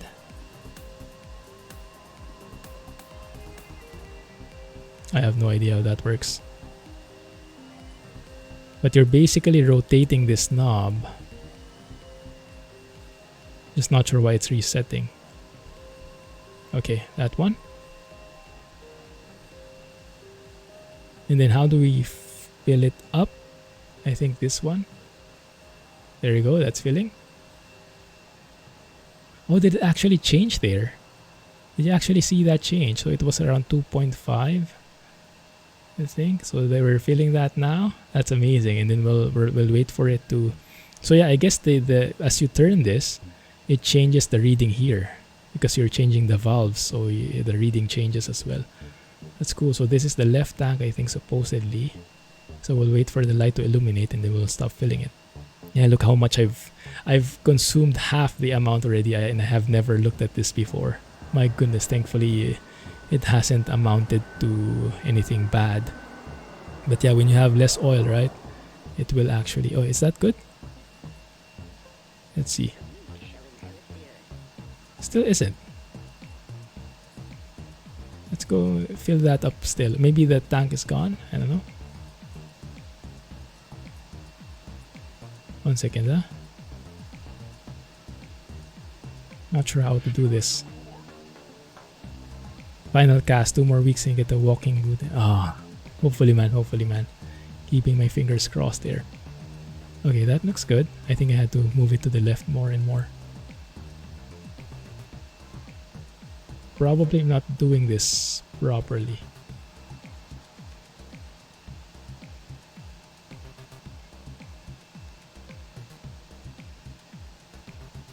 Why is it that as I move this to the left, that level is going lower and lower?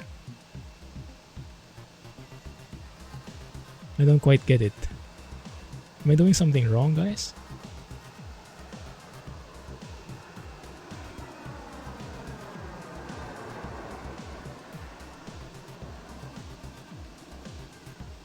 I hope I'm not wrecking this. Oh, there you go. That's full. Okay, that's full. Alright, so now we go to the right tank. Yes, now we go to the right tank and fill it up there. It's a bit of a weird system, huh? This entire selecting the left and right side is so confusing to me. Okay, that looks good. Let's move to the right. I guess that's why you take note of the number.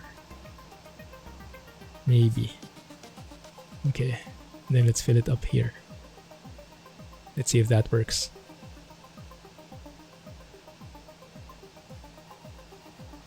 In cars, is it a similar kind of refueling? I don't think so, right? I guess it's tricky here because you have 2 sides. If either full lights fails to illuminate after excessive amount of oil has been transferred, refer to maintenance manual. Okay. I think that's okay here. Typical engines may not require oil to be added for 6.5 consecutive flight operating hours. I definitely went beyond that already. Okay. Let's see. Okay. Still not full. So maybe let's move that a bit more to the right. Okay, that's the end of it. Okay. Oh, there you go. That's now cool. Cool. Okay. I have no idea what happened, but that's there, so I'm happy. So if I turn that off and turn that on, just to test, so they should all be full in there. Okay, good. So this is around the full level. Nice. So confusing to me. I'll have to study more on it. Yeah, this is where a manual really helps. Alright, cool. Alright, so we are good to go. Let me just have a look at the plane again. Let's see if it looks proper. No oil in the vicinity, no spillage or anything. Yeah, okay, let's end it here, guys. Thank you for hanging out. Speedy recovery, guys. Thanks for joining. all the best, and catch you in Discord. Have a good day, have a good night. Clumsy flying, and catch you guys in 2 days for some trekking. Have a nice day. Bye-bye.